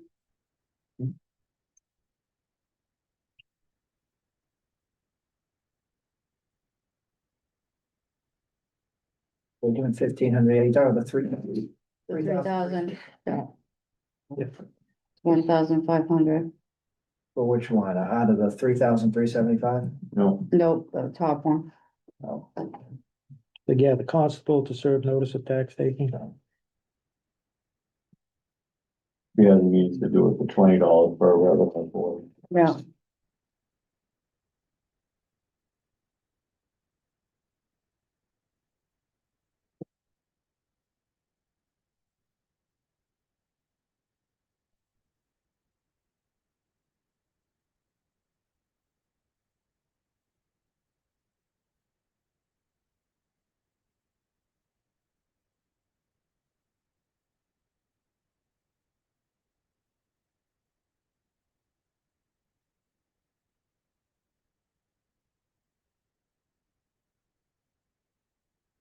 So 8965.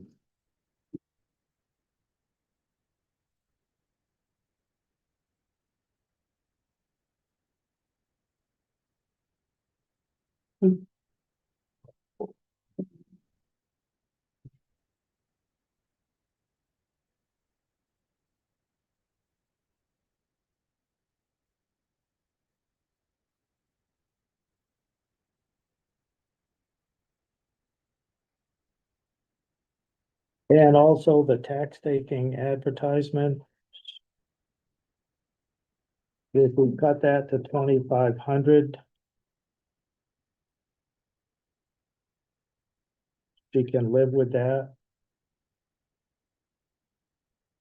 That would be a total of $3,965 from the treasurer collector. The 2,900? 2,000. 3965. Yeah. Total. From, All. okay, on that line, on that page. On that page. All right, so again, 3965.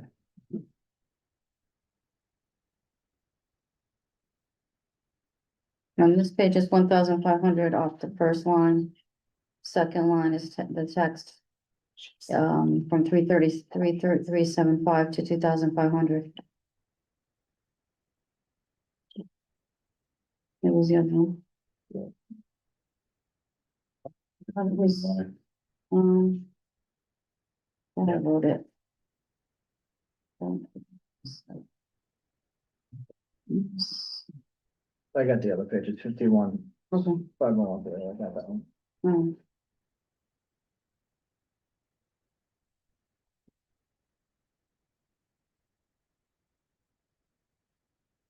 Yeah, 'cause she changed those things, the hotel and stuff, yeah.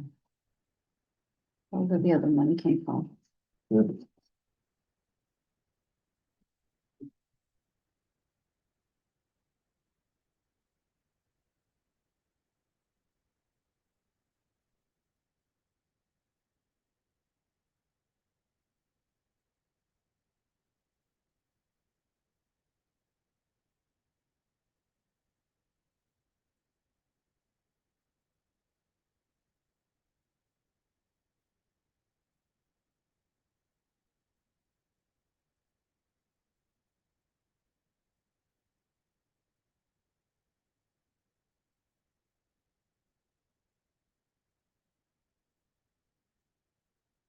have all of them?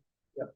So, the next was from the deputy assessor.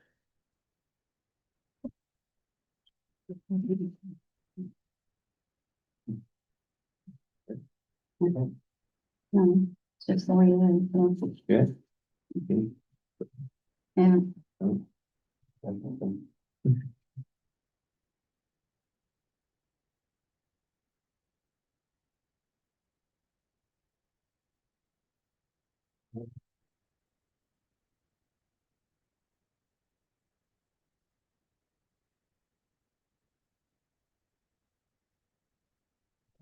Deputy assessor said 5110. The MMAO educational conference workshops. Could cut that by 200.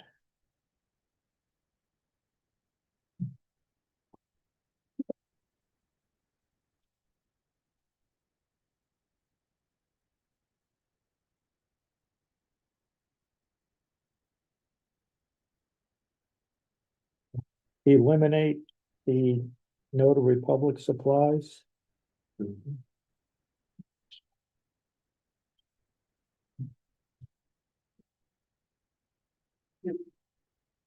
cause you doesn't know. Yeah. Cause you inherit it from them. It's not doing He that. says he has supplies to get by the year, so.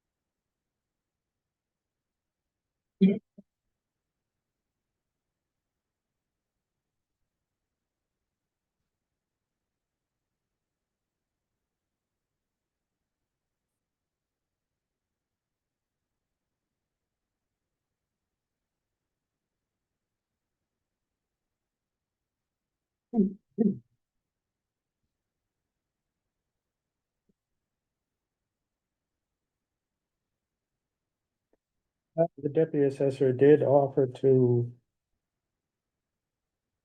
forego a 2.5% increase in salary. As long as it's maintained currently, and use that to, put back the floating hours for the administrative assistant. As he, states he has concerns about the office being closed if he is gone for any reason.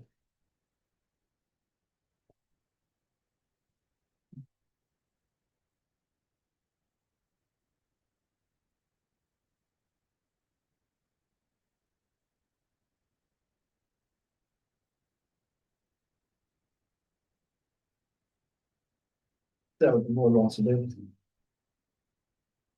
So we'll think of that. I can't talk about a salary.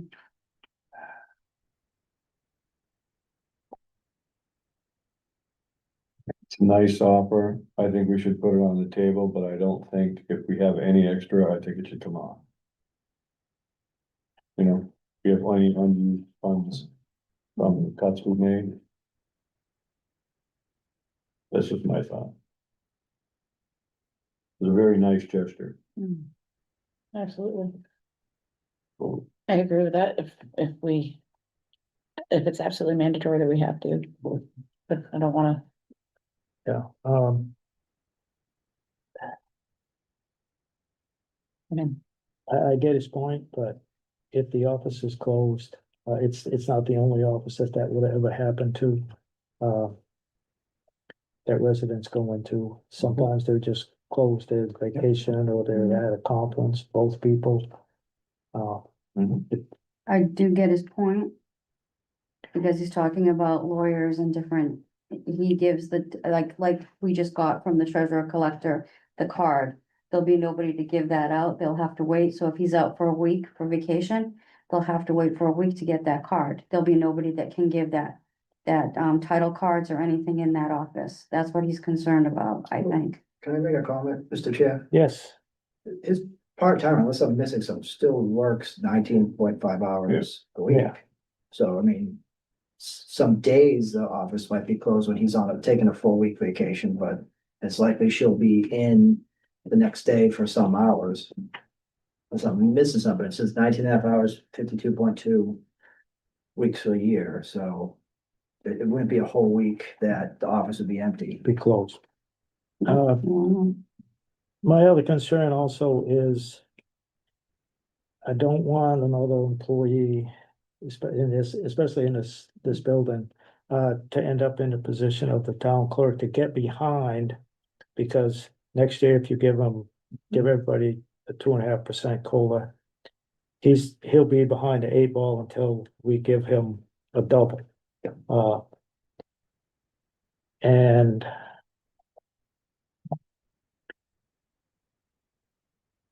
I really don't wish to do that. My thought. I think the problem is it's a rock and a hard place when you have a salary versus an hour.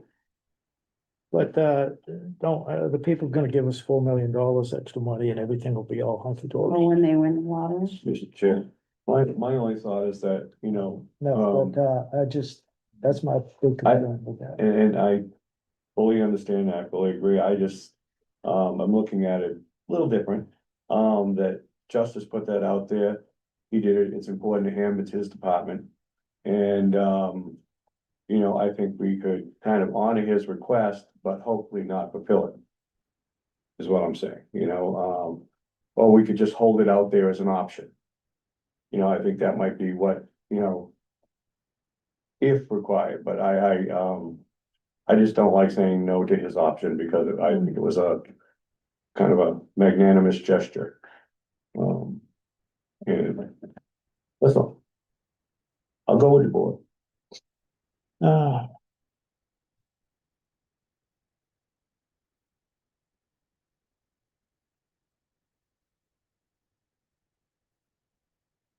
It's, his salary with the 2.5% covers the amount, I believe. Well, Mhm.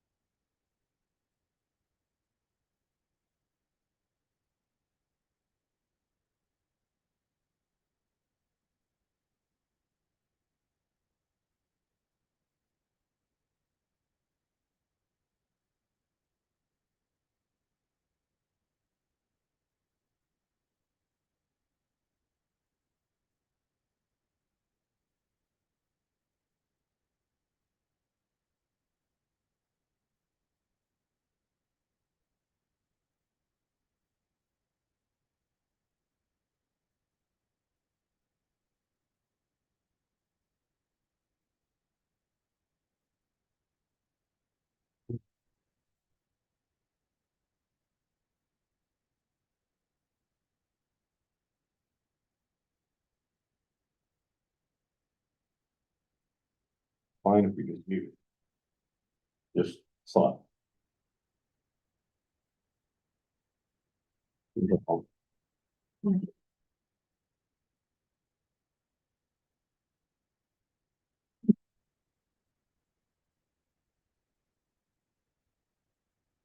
You could leave it for now. I don't know if you have any more on the smaller budgets, but, I just wanna make sure I have a few sessions before we move on. To, the next agenda item that is. Oh, I do too.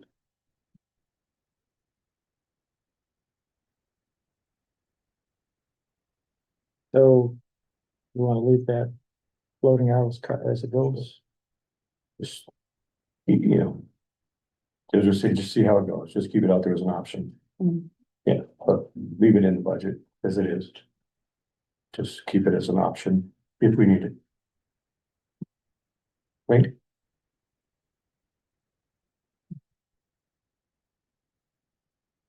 Just one. I agree. Keep the option open. If we come to the end of the budget and. It's something that we don't have to. Cut, If we're in dire need of $1,700, we know we can get it. yeah.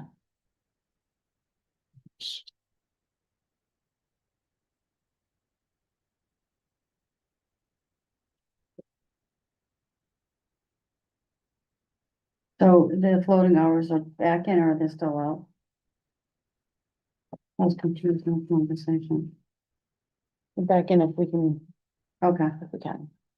I'm sure that's probably what ears at home. Okay, so what are we doing? I'm hearing different things. I thought what you were all saying was leave the floating hours out and leave justices raised in. If we can, Okay, so we're not gonna change anything for we're that. not changing anything yet. That's where I'm at. Yeah. I'm fine with that. Put it there? Well, yeah, leave it in Justice's account right now, but hold it out as an option if we need it. So just leave everything alone. And, that's all. I'm good with that. But I just thought it was a very nice gesture on his part, Absolutely. to save. Time in the department, so. Mhm. You had a good mood, give you something today. Yeah, I did. Now that we've gone through the budget, I would like to go back to fire.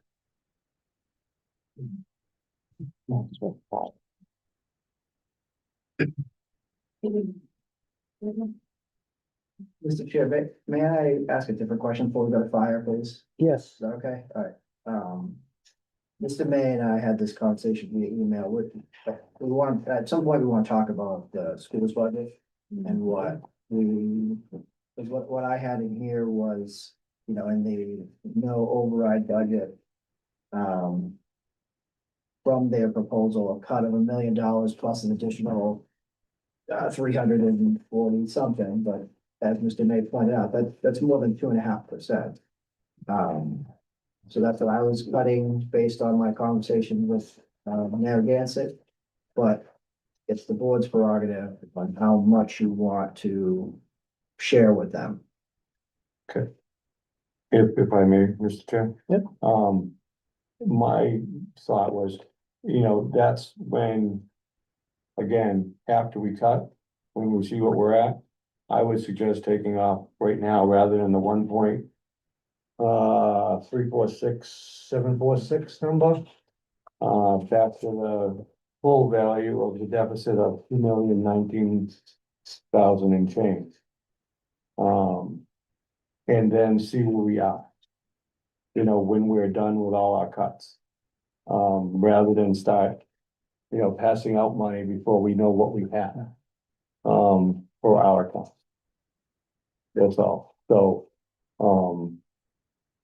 that's what I was suggesting, and then going along with the idea of it being, looking at the numbers, looking at the budget, I think, without an override, even the 219 is gonna be sticky.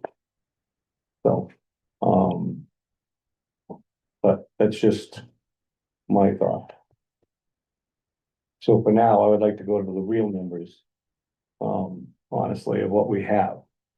What was presented, which is the deficit of 2,019,000. For that number. So you're saying what they presented? Right. Okay. Do you have that number, that exact number? Yeah, I think it was, well, I think it's in,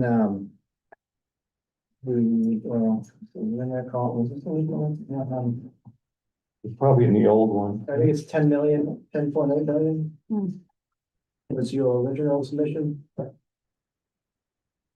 Original, 10,806,981 Okay. I'll send them like that. 2,906,000. All right, 10,806,981.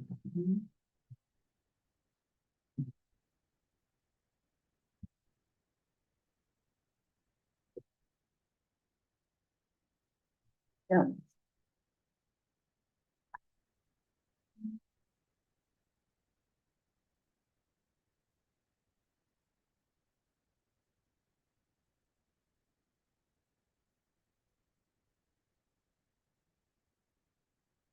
Okay, I can make that, I mean, if that's the board wants, I can make that change.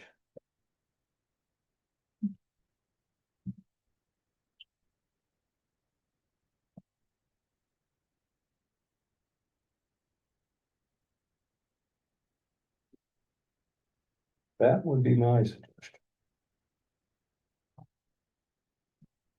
So run a negative, you mean? Well, adding that to 209 would actually, subtracting that out to 209 would actually be a positive. Hmm. So then we have to work back in on April and then we'll see where we are. Yeah. I'm so, all right, I might be confused on Mr. Mack. Okay. Are you, You may be. are you saying, take out all of, are you saying make their, for now, make this basically the budget they had last year? Yes, Yeah. Oh, I thought you were saying the opposite. no, Oh, this is about a zero override. Right. Yeah, So that should bring that 1,346,746 up to like 2,019,000. yeah, you're gonna be in the black now. Yes, yeah. which we already should be at this point. This is the number, If yeah, the cuts were correct, yeah. the 8, 7, Hmm. that was last year's. Yeah, 8,787,299. Yeah, Yeah, I remember that one. oh, And this one here, I haven't read enough times to sink in. I think our counterpart is a little bit higher than that, Mhm. next door neighbors, Yes, okay. a little bit. Mhm. Yeah.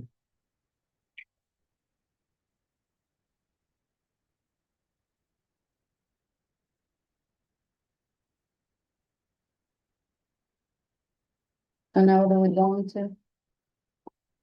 Well, would everybody agree with that? Does everybody agree with that? That's what Mr. May just said over here. If you didn't hear him. I mean, I think we're trying to budget everything in. Yeah. We don't want to just go back to what we had last year. Yeah, We should then not zero it out and Yeah. go into the black, like you said. I want to make sure we're still gonna be able to work and function.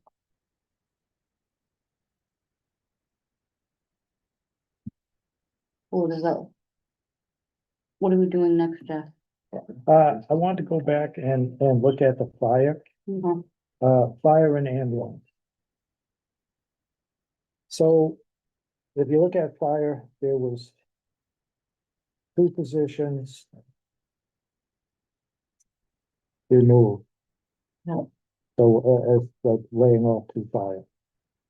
But if you look in ambulance, those, because right now, half of their salary comes out of the fire budget taxation.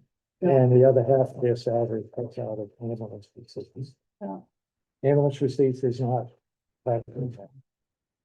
What I would like to do is. Use ambulance receipts. To. Make up. The other half of the salaries that would normally be covered under the fire budget. And we can do it one of two ways, either a transfer from ambulance receipt to the general fund. Which would be in the motion at town meeting. Which is probably the cleaner way, or you could just.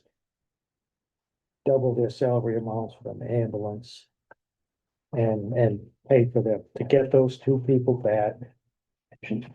Which would have an effect, I would think, on the unemployment insurance rate by lowering the Yeah. number of people. And also have an effect on the insurance and benefits, because you would have to put, if that was deducted. But again, the ambulance side of the funding, the two positions were still there as part of the ambulance budget. So first is, what's the feeling of the board of doing that? And right now I'm looking at,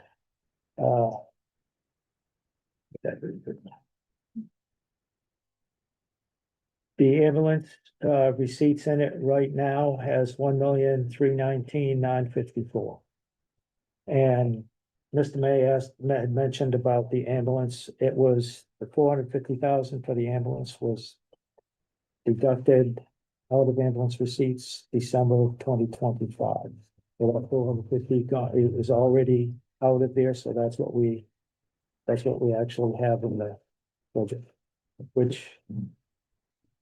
If you go back and look at the expenditures versus what comes in, there is funding in ambulance receipts to fund those two full-time positions, to keep it at 6.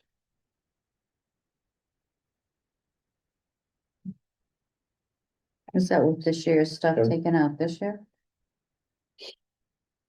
So I for did fiscal think it. 27, we would keep 6 full-time firefighter paramedics. Instead of going down to 4, we would keep 6.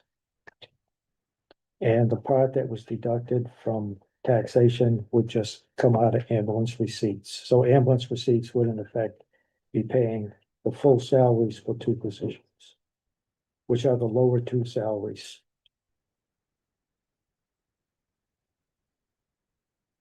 If I may, Mr. Chair. I don't want to confuse anybody. But, you know, and I haven't, well, to say, I haven't talked to Amber about this in a while.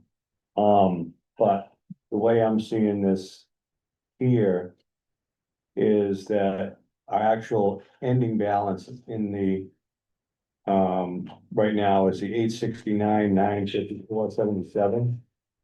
Because if you add that 450, which is there to acknowledge that the 450 was spent, you get the 1319, but that's already spent funds. That's already been, Right, so we have the 869,954.74. But I do believe you're still correct, because if we take the 512 that was allocated for this year, or would you take, all right, wait a minute. We take the 512 that was allocated for this year and subtract the 342,606 that we've used to date, we still have 169,394.42 to use. And so that would leave us 700,000 in that account, and next year's allocation is 562. it's, yeah, So we do have the funds there. right, and if you look at the weekly reports, and just not for this year, but over the past few years, the ambulance is running, No, I mean, 80% of the flow is all the is time ambulance. is ambulance runs. And hey, if the fire department can't get to your house and keep it from burning to the ground, well, that's what you have insurance for. Not a good thing, the way to think about it, but somebody having a heart attack or something else, there's no insurance for replacing a person. That's just the way I feel about that. And 6 is nowhere near enough, to run the way that we do it, the way a lot of towns do it. You have a double duty. You know, if you have 2 guys for an ambulance call and there's a big fire, you're gonna have to depend on the on-call, which it's, it seems like that doesn't work, as it used to do one way, and that's, I think, part of the reason why you see so much, mutual aid going on these days. Even for, a small fire, I've seen on Route 202 going north last year, a little garage fire, but there was 4 different towns there, 1 truck from each, just. And they have full-time fire department, or full-time personnel, so, but again, the ambulance,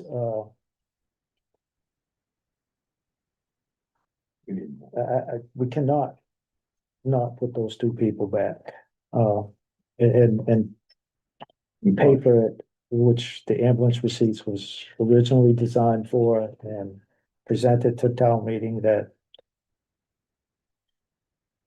account was gonna fully cover the cost of the ambulance service. I just don't think, and if by some miracle Templeton is the outlier and the override passes, we could probably look at increasing the staff by at least a couple of people. Just gonna have 2 ambulances, one is brand new, the number of calls we have with the people, I mean, if we're able to do it, then maybe this year will be a repeat of 2013, where Templeton was the outlier. 9 communities went for overrides in October of 2013. Templeton is the only town that passed it.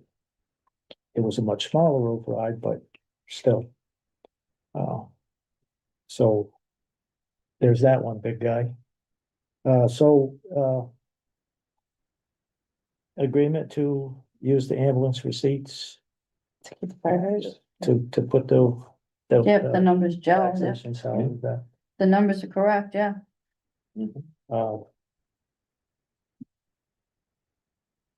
So the next thing would be, I'm sorry, Mr. Chair. So Yes. We wanna put those 2 people into the ambulance receipts. Am I also including their benefits, or are we gonna put the benefits back in tax impact? that, so it'd be the salary plus about what, 30 grand each?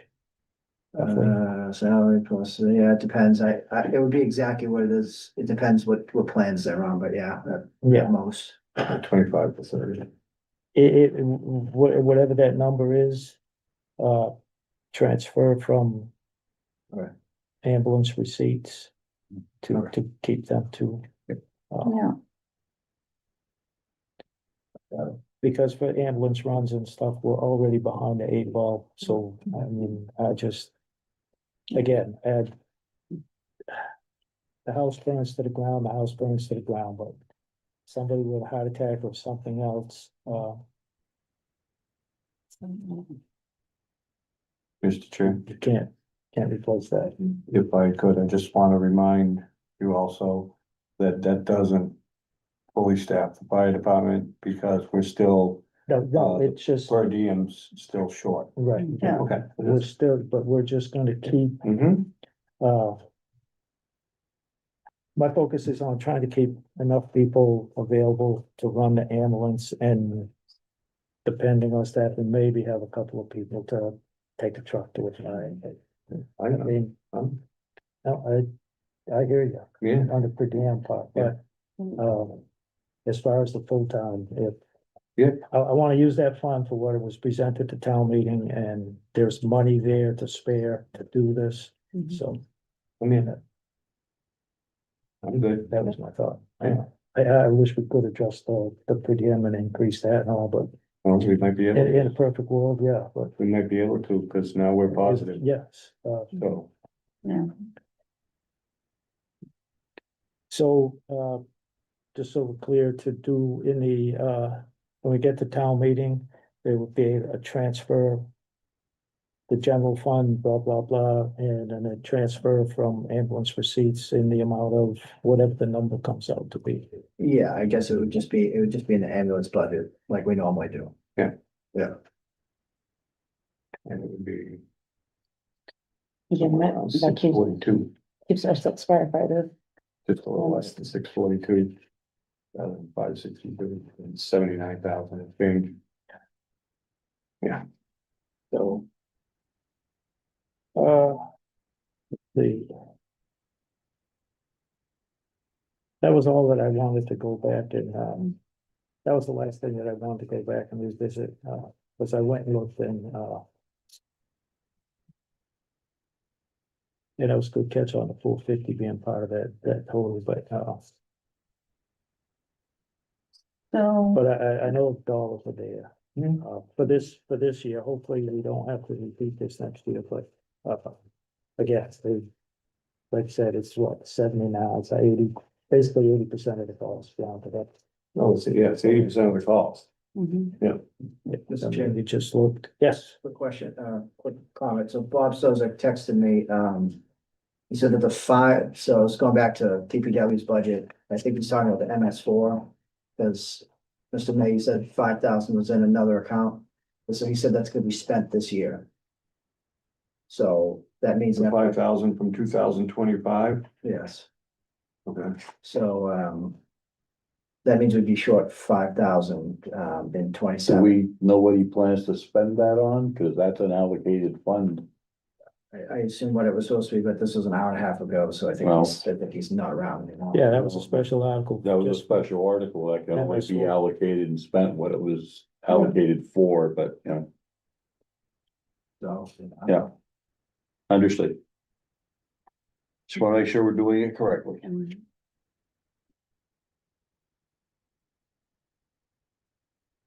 anybody else? Yeah, you don't pick that number, right? You don't pick that number, No, that's irrelevant. yeah, Because it's out of limit.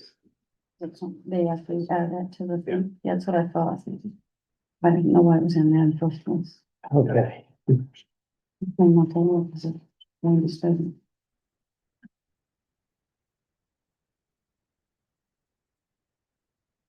done with that.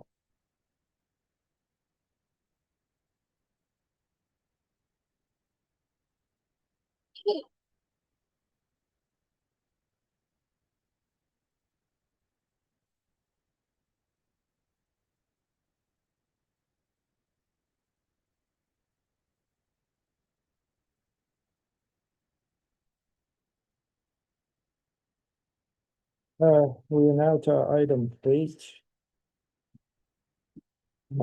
It's just, I wanted to use a meeting, just to put out a little information about, the overrides. As we, as was mentioned in the, earlier agenda item, there will be 2 questions, for an override on the election ballot, on, May 18th, 2026. One is for $2 million. The second question is for $4 million. And whichever question gets the most votes is the one that passes. And it doesn't necessarily mean, if the $4 million one passes, that, that will be an increase in the levy limit. But that does not necessarily mean that the entire 4 million would be spent. It goes for even the 2 million. The money still has to be appropriated. Uh, Um, so some information, about, and this is going off, I requested this information from the deputy assessor, and this is going off this year's tax rate, and, it's the information that we have at this time. So a $2 million override, if it was to pass, it would increase the current tax rate by $1.67. It would increase your property tax bill on the average single-family home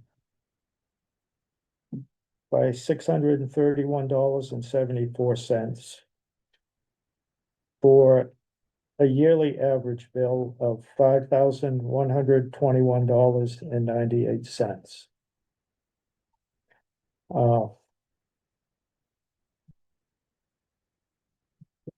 The $4 million override would mean an increase in the tax rate of $3.33.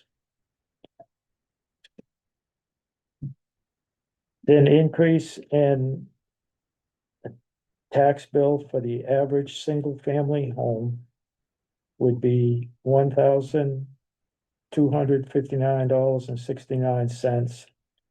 And the average bill on a single-family home would be $5,749.93.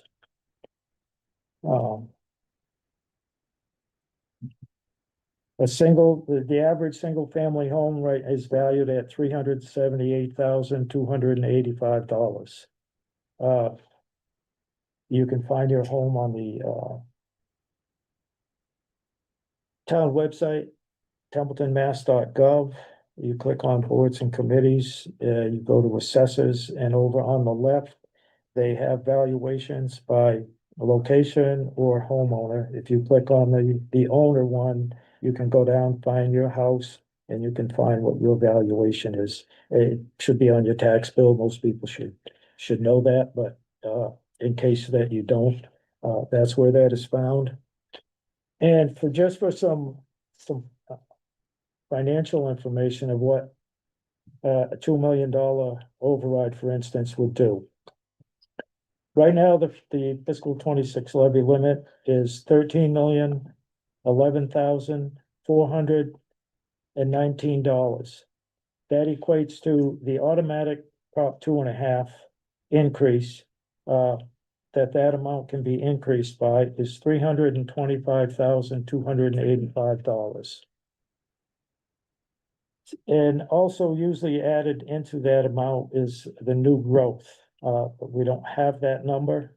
So I have nothing to put in there that would increase that. And once you add in, then the override of 2 million gets done. And that would equal a levy limit of $15,336,704.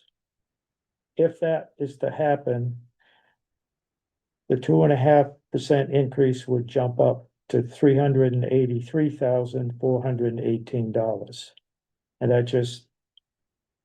that larger number gives you a bigger increase, so it gives you a little bit more money. It's not, not nearly enough, but it does bump it up some. That is the outcome of the levy limit getting increased with a $2 million override. The $4 million override would pass. You would have the same $13,011,419, the same 2.5 prop increase, $325,285. You add the 4 million, you would get $17,336,704 for a levy limit. That'd be the max amount of money that the town can raise by property and personal property taxes. That would increase the Prop 2.5 increase up to $433,417. And then there's an unknown number that would add this new growth, which would increase those two levy limit numbers, which would increase the prop 2.5, whatever that number may be. I hope that clarifies a few things to people and gives them, the understanding of what happens. It's just not this $2 million more. It has an effect on the prop 2.5 increase. There's also the chance of, if the larger override was to pass, we would have some, excess levy capacity. And if we have the discipline and the will, we don't spend to the levy limit.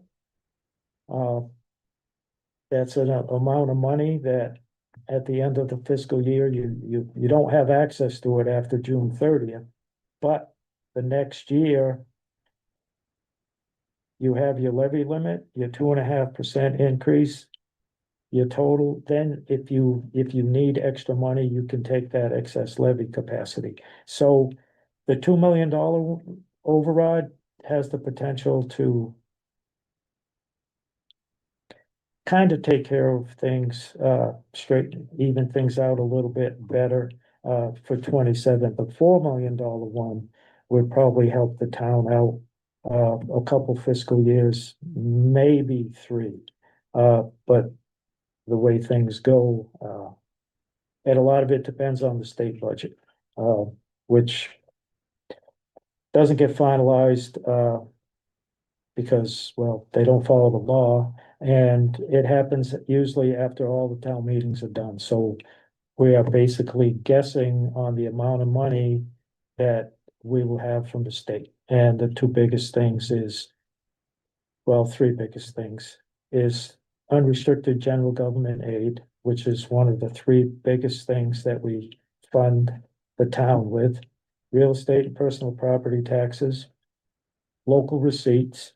The biggest one is motor vehicle excise tax. That's usually always over $1 million. And for information and to be clear, that is not an item that is directed to maintain the roads. Can it be? Yes, but it's one of those 3 blocks that uses to fund the town. And then the next one is the unrestricted general government aid, which again is usually over $1 million. And then there are some grants and you can use free cashes and things like that. But those are the 3 main things where we get the money to operate the town. And the other big thing, part of the state budget, is the Chapter 90 money, which is designed for roads. It can be used for other things, but the main thing is for roads. And then we wait on the Chapter 70, which is the biggest chunk that goes towards regional school district. It's the part that the town does not have to cover out of property taxes and this and that, whatever the difference is in the school budget and Chapter 70, that's what we have to come up with. And again, we don't usually find that out until after the town meetings have happened. So it's kind of a guessing game. Some years the state bumps it up, some years they don't. And we make adjustments throughout the fiscal year accordingly. But I just wanted to try to give the residents a little bit of information on the results of the override passing. If it did, what would, the impact on you all? And what we've been doing for the last 2 meetings is trying to find money, reduce expenses, to sharpen our pencils, as some people say, to see how much we could make up out of a shortfall of $1.3 million, $1.4 million out of just the town's general fund operating budgets.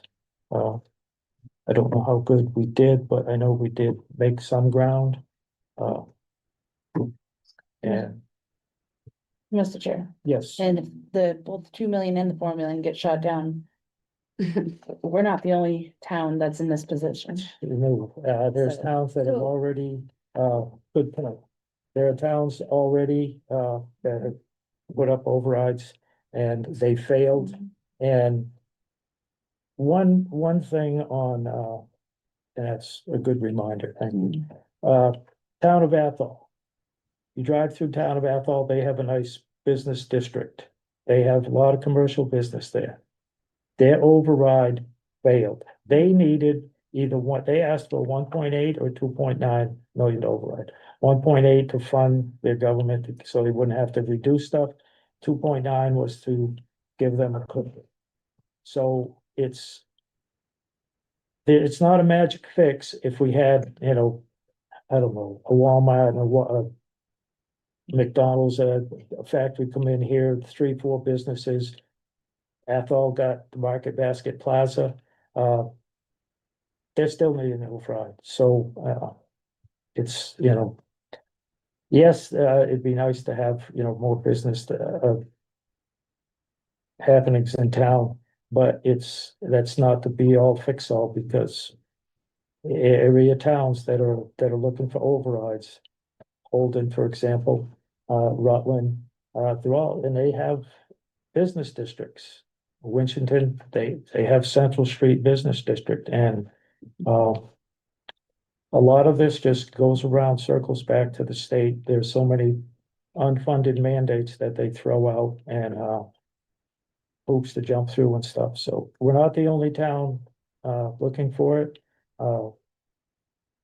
Hopefully, again, Templeton is the outlier and, the residents really surprised me this time, but, we'll see.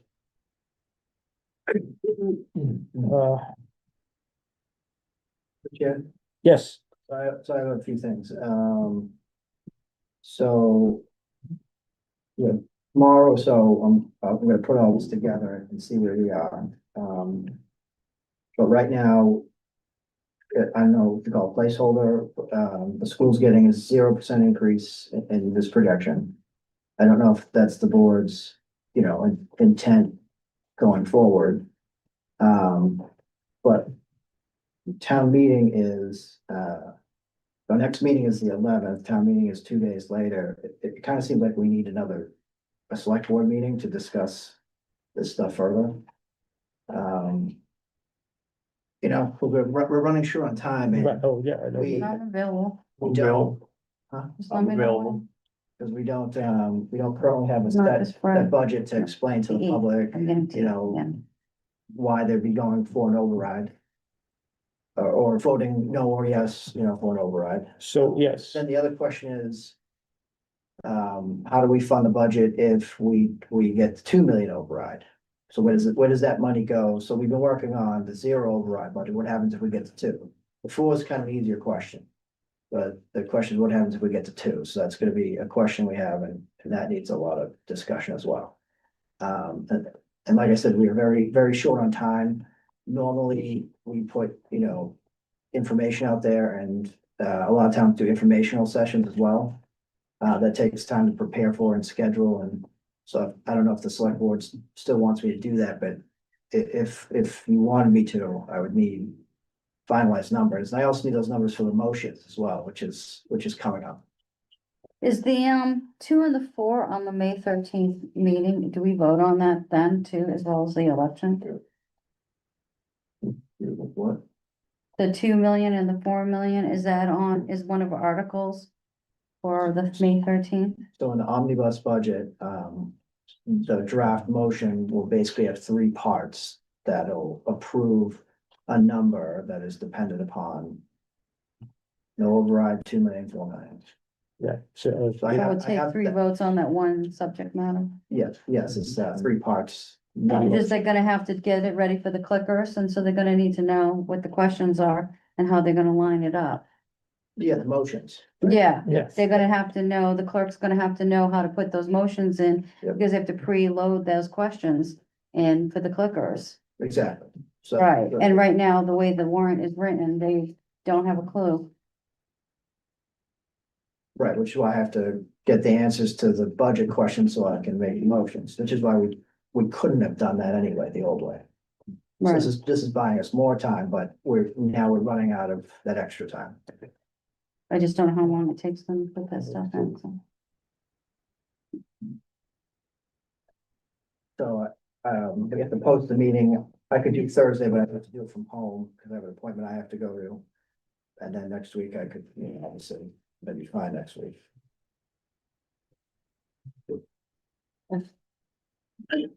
Mr. Chair, Yes, through you to the TA, will we have the updated numbers, let's say tomorrow? Or the It's- next day? It's my priority, yes. Okay. I have a mass strategic meeting that I don't like to skip, but I might have to, but I'm gonna try not to skip it. Okay, thank you. Would it be possible for you to stick with your, proposed, your, for the school and the zero? Like give a scenario with both of them, is that too much? Well, I guess it's just one number I could swap out. Yeah. So I could just send you two versions of the sources and I don't even know if I call it that, the Yeah. special sources and uses. I guess I could just send you two of that. But I just have to go through, update all the templates, and then, adding employees back in, add that benefits. So it's a lot. I should be able to get it done tomorrow, but we'll see.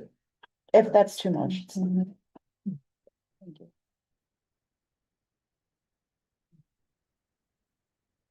I think we can make it work with the zero override, we will. Do that. I don't have anything on Thursday. I don't have anything on Wednesday, and I don't have anything on Friday. Everything's the following week. Tuesday, Wednesday, Thursday, I'd be here late, is the only thing. let's see, I'm trying. I'm gonna try to leave early, but Oh, We've got to finalize this week so we can get it to advisory committee. They meet on the 4th. They have to still schedule a pre-town meeting and they still have to Monday. schedule a voter, or put together a voter's guide. And that would be that Monday. So basically the 30th, and then you have that Monday.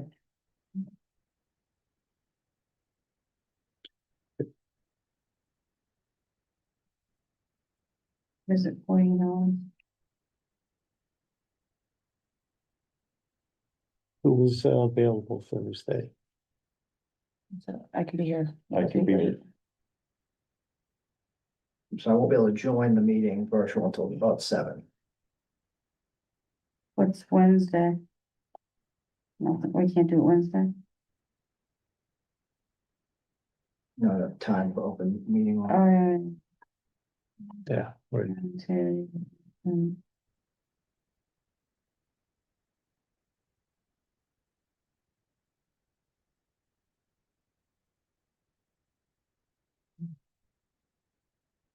What time did you say Thursday?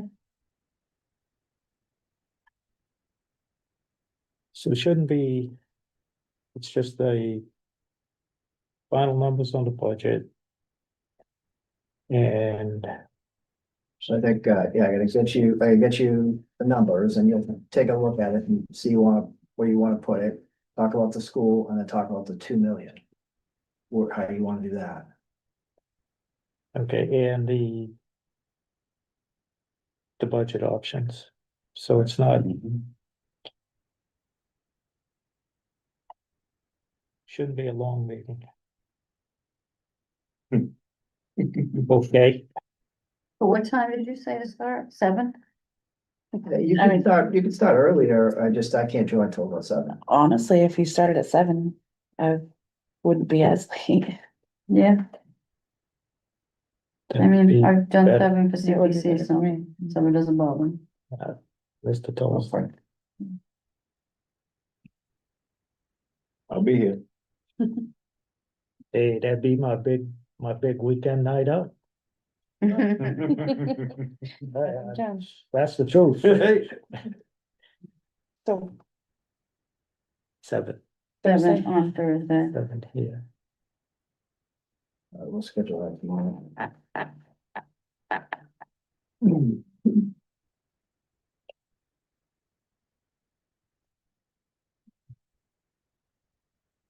Isn't any meetings on the calendar, is it? Oh, my God. Nothing on the-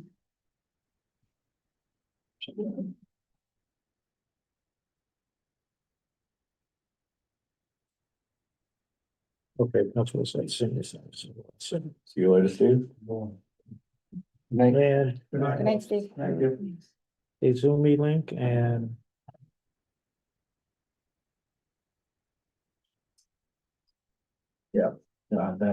That is in that.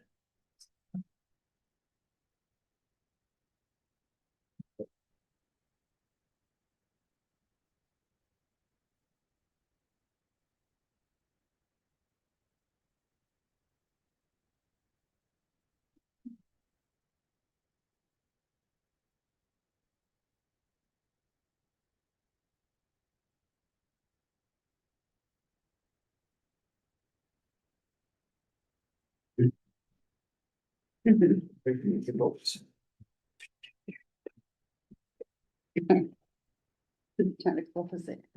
Pop right up.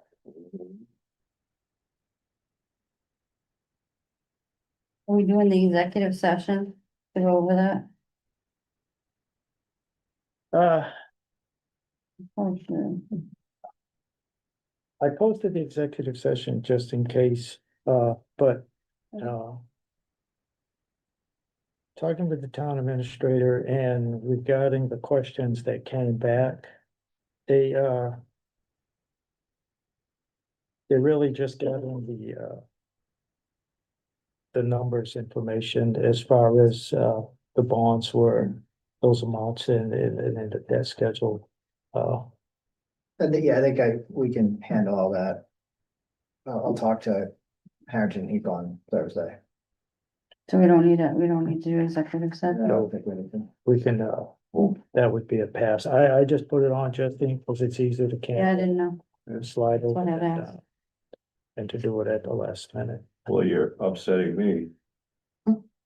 What? No executive session, we're gonna be able to go for Never it. happened. What? You're making me go- Why do you think get out of here by 10? Well, I can fix that. Yeah, I can pick something too.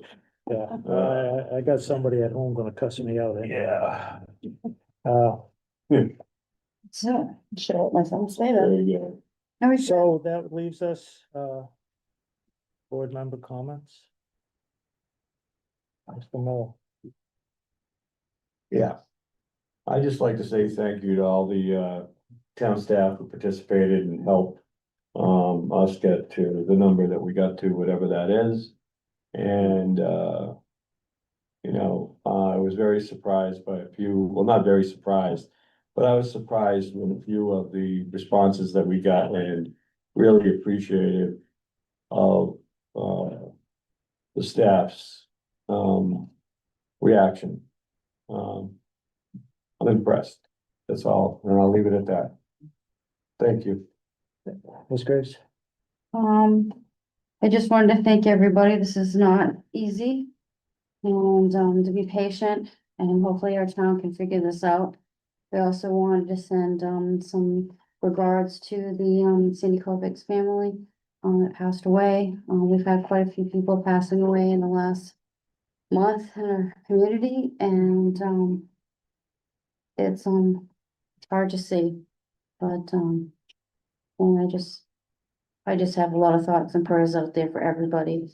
This has just been a very difficult, time and season we're all going through, so let's all just hang into our loved ones and try our best. Mr. Toth? I'll echo the comments by the former two board members that spoke.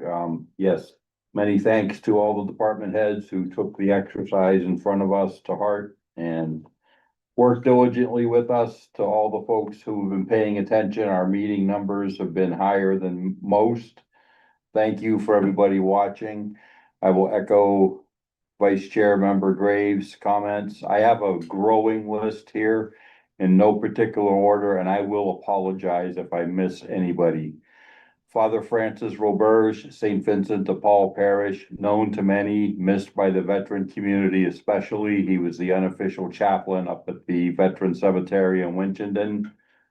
Passed rather abruptly a week and a half ago after a very short illness. Lenny Lucier, Kathleen Ruth Jackson, Sergeant Paul Schwartz of Templeton PD, and everybody we can remember Sandy Covette, God rest them all. And I had a late note last week, Joseph P. Arsenal as well, former Scoutmaster, Troop 27, and an Army veteran. Thoughts and prayers to the families, and we share your pain, your suffering, and it's always disheartening when we lose a member of the community, especially our longtime members. Sergeant Schwartz hit me personally. I spent a lot of time when I was on the volunteer rescue squad. He was our night shift mainstay on the police department. And he and I had a long time spending some time together way back when at Shaw Field, South Carolina in the Air Force. We spent a lot of time working at the 363rd Tactical Reconnaissance Wing. So I knew him as a blue suitor on both sides, the military and the public safety sector. So Godspeed, Paul. I know you're up there looking down on us. That's all I have tonight. Ms. Bessel? I just want to say that, you know, the budgets we're doing everything we can to try to make everything work. With that being said, thank you for joining us. John Riley is running for, state representative and decided to join us tonight. So thank you again. It was very interesting. You guys cared a lot and it was an honor to be here. Thank you. And last but not least, my condolences to the Bickford family for the passing of Charlie Bickford, another longtime resident. Great man. He's going to be truly missed. And that's it. That's two that I personally known a long time. Mhm. Mr. Arsenal and him.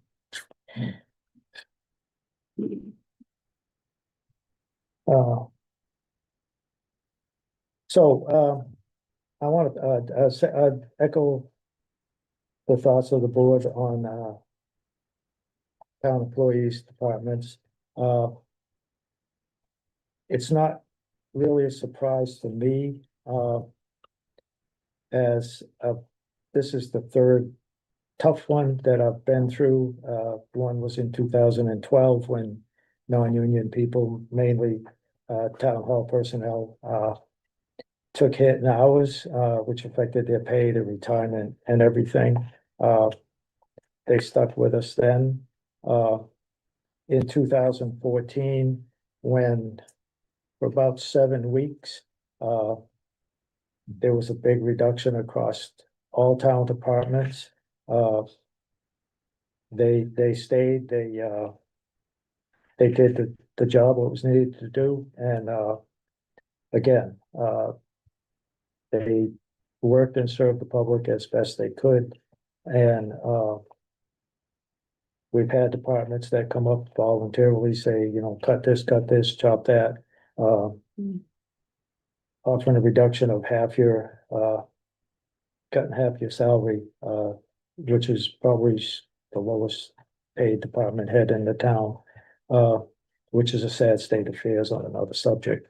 But so it is hard to do, and I do thank them all, but they really didn't surprise me because I've been here and seen it done in the past, and they generally come through.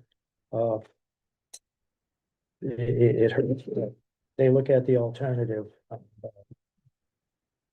They're the ones who keep the town rolling, and do their best and help out the residents and stuff. So on that note, I would entertain a motion to adjourn the meeting. So moved. Second. All those in favor of adjourning, say aye. Aye. All those who wish to stay, say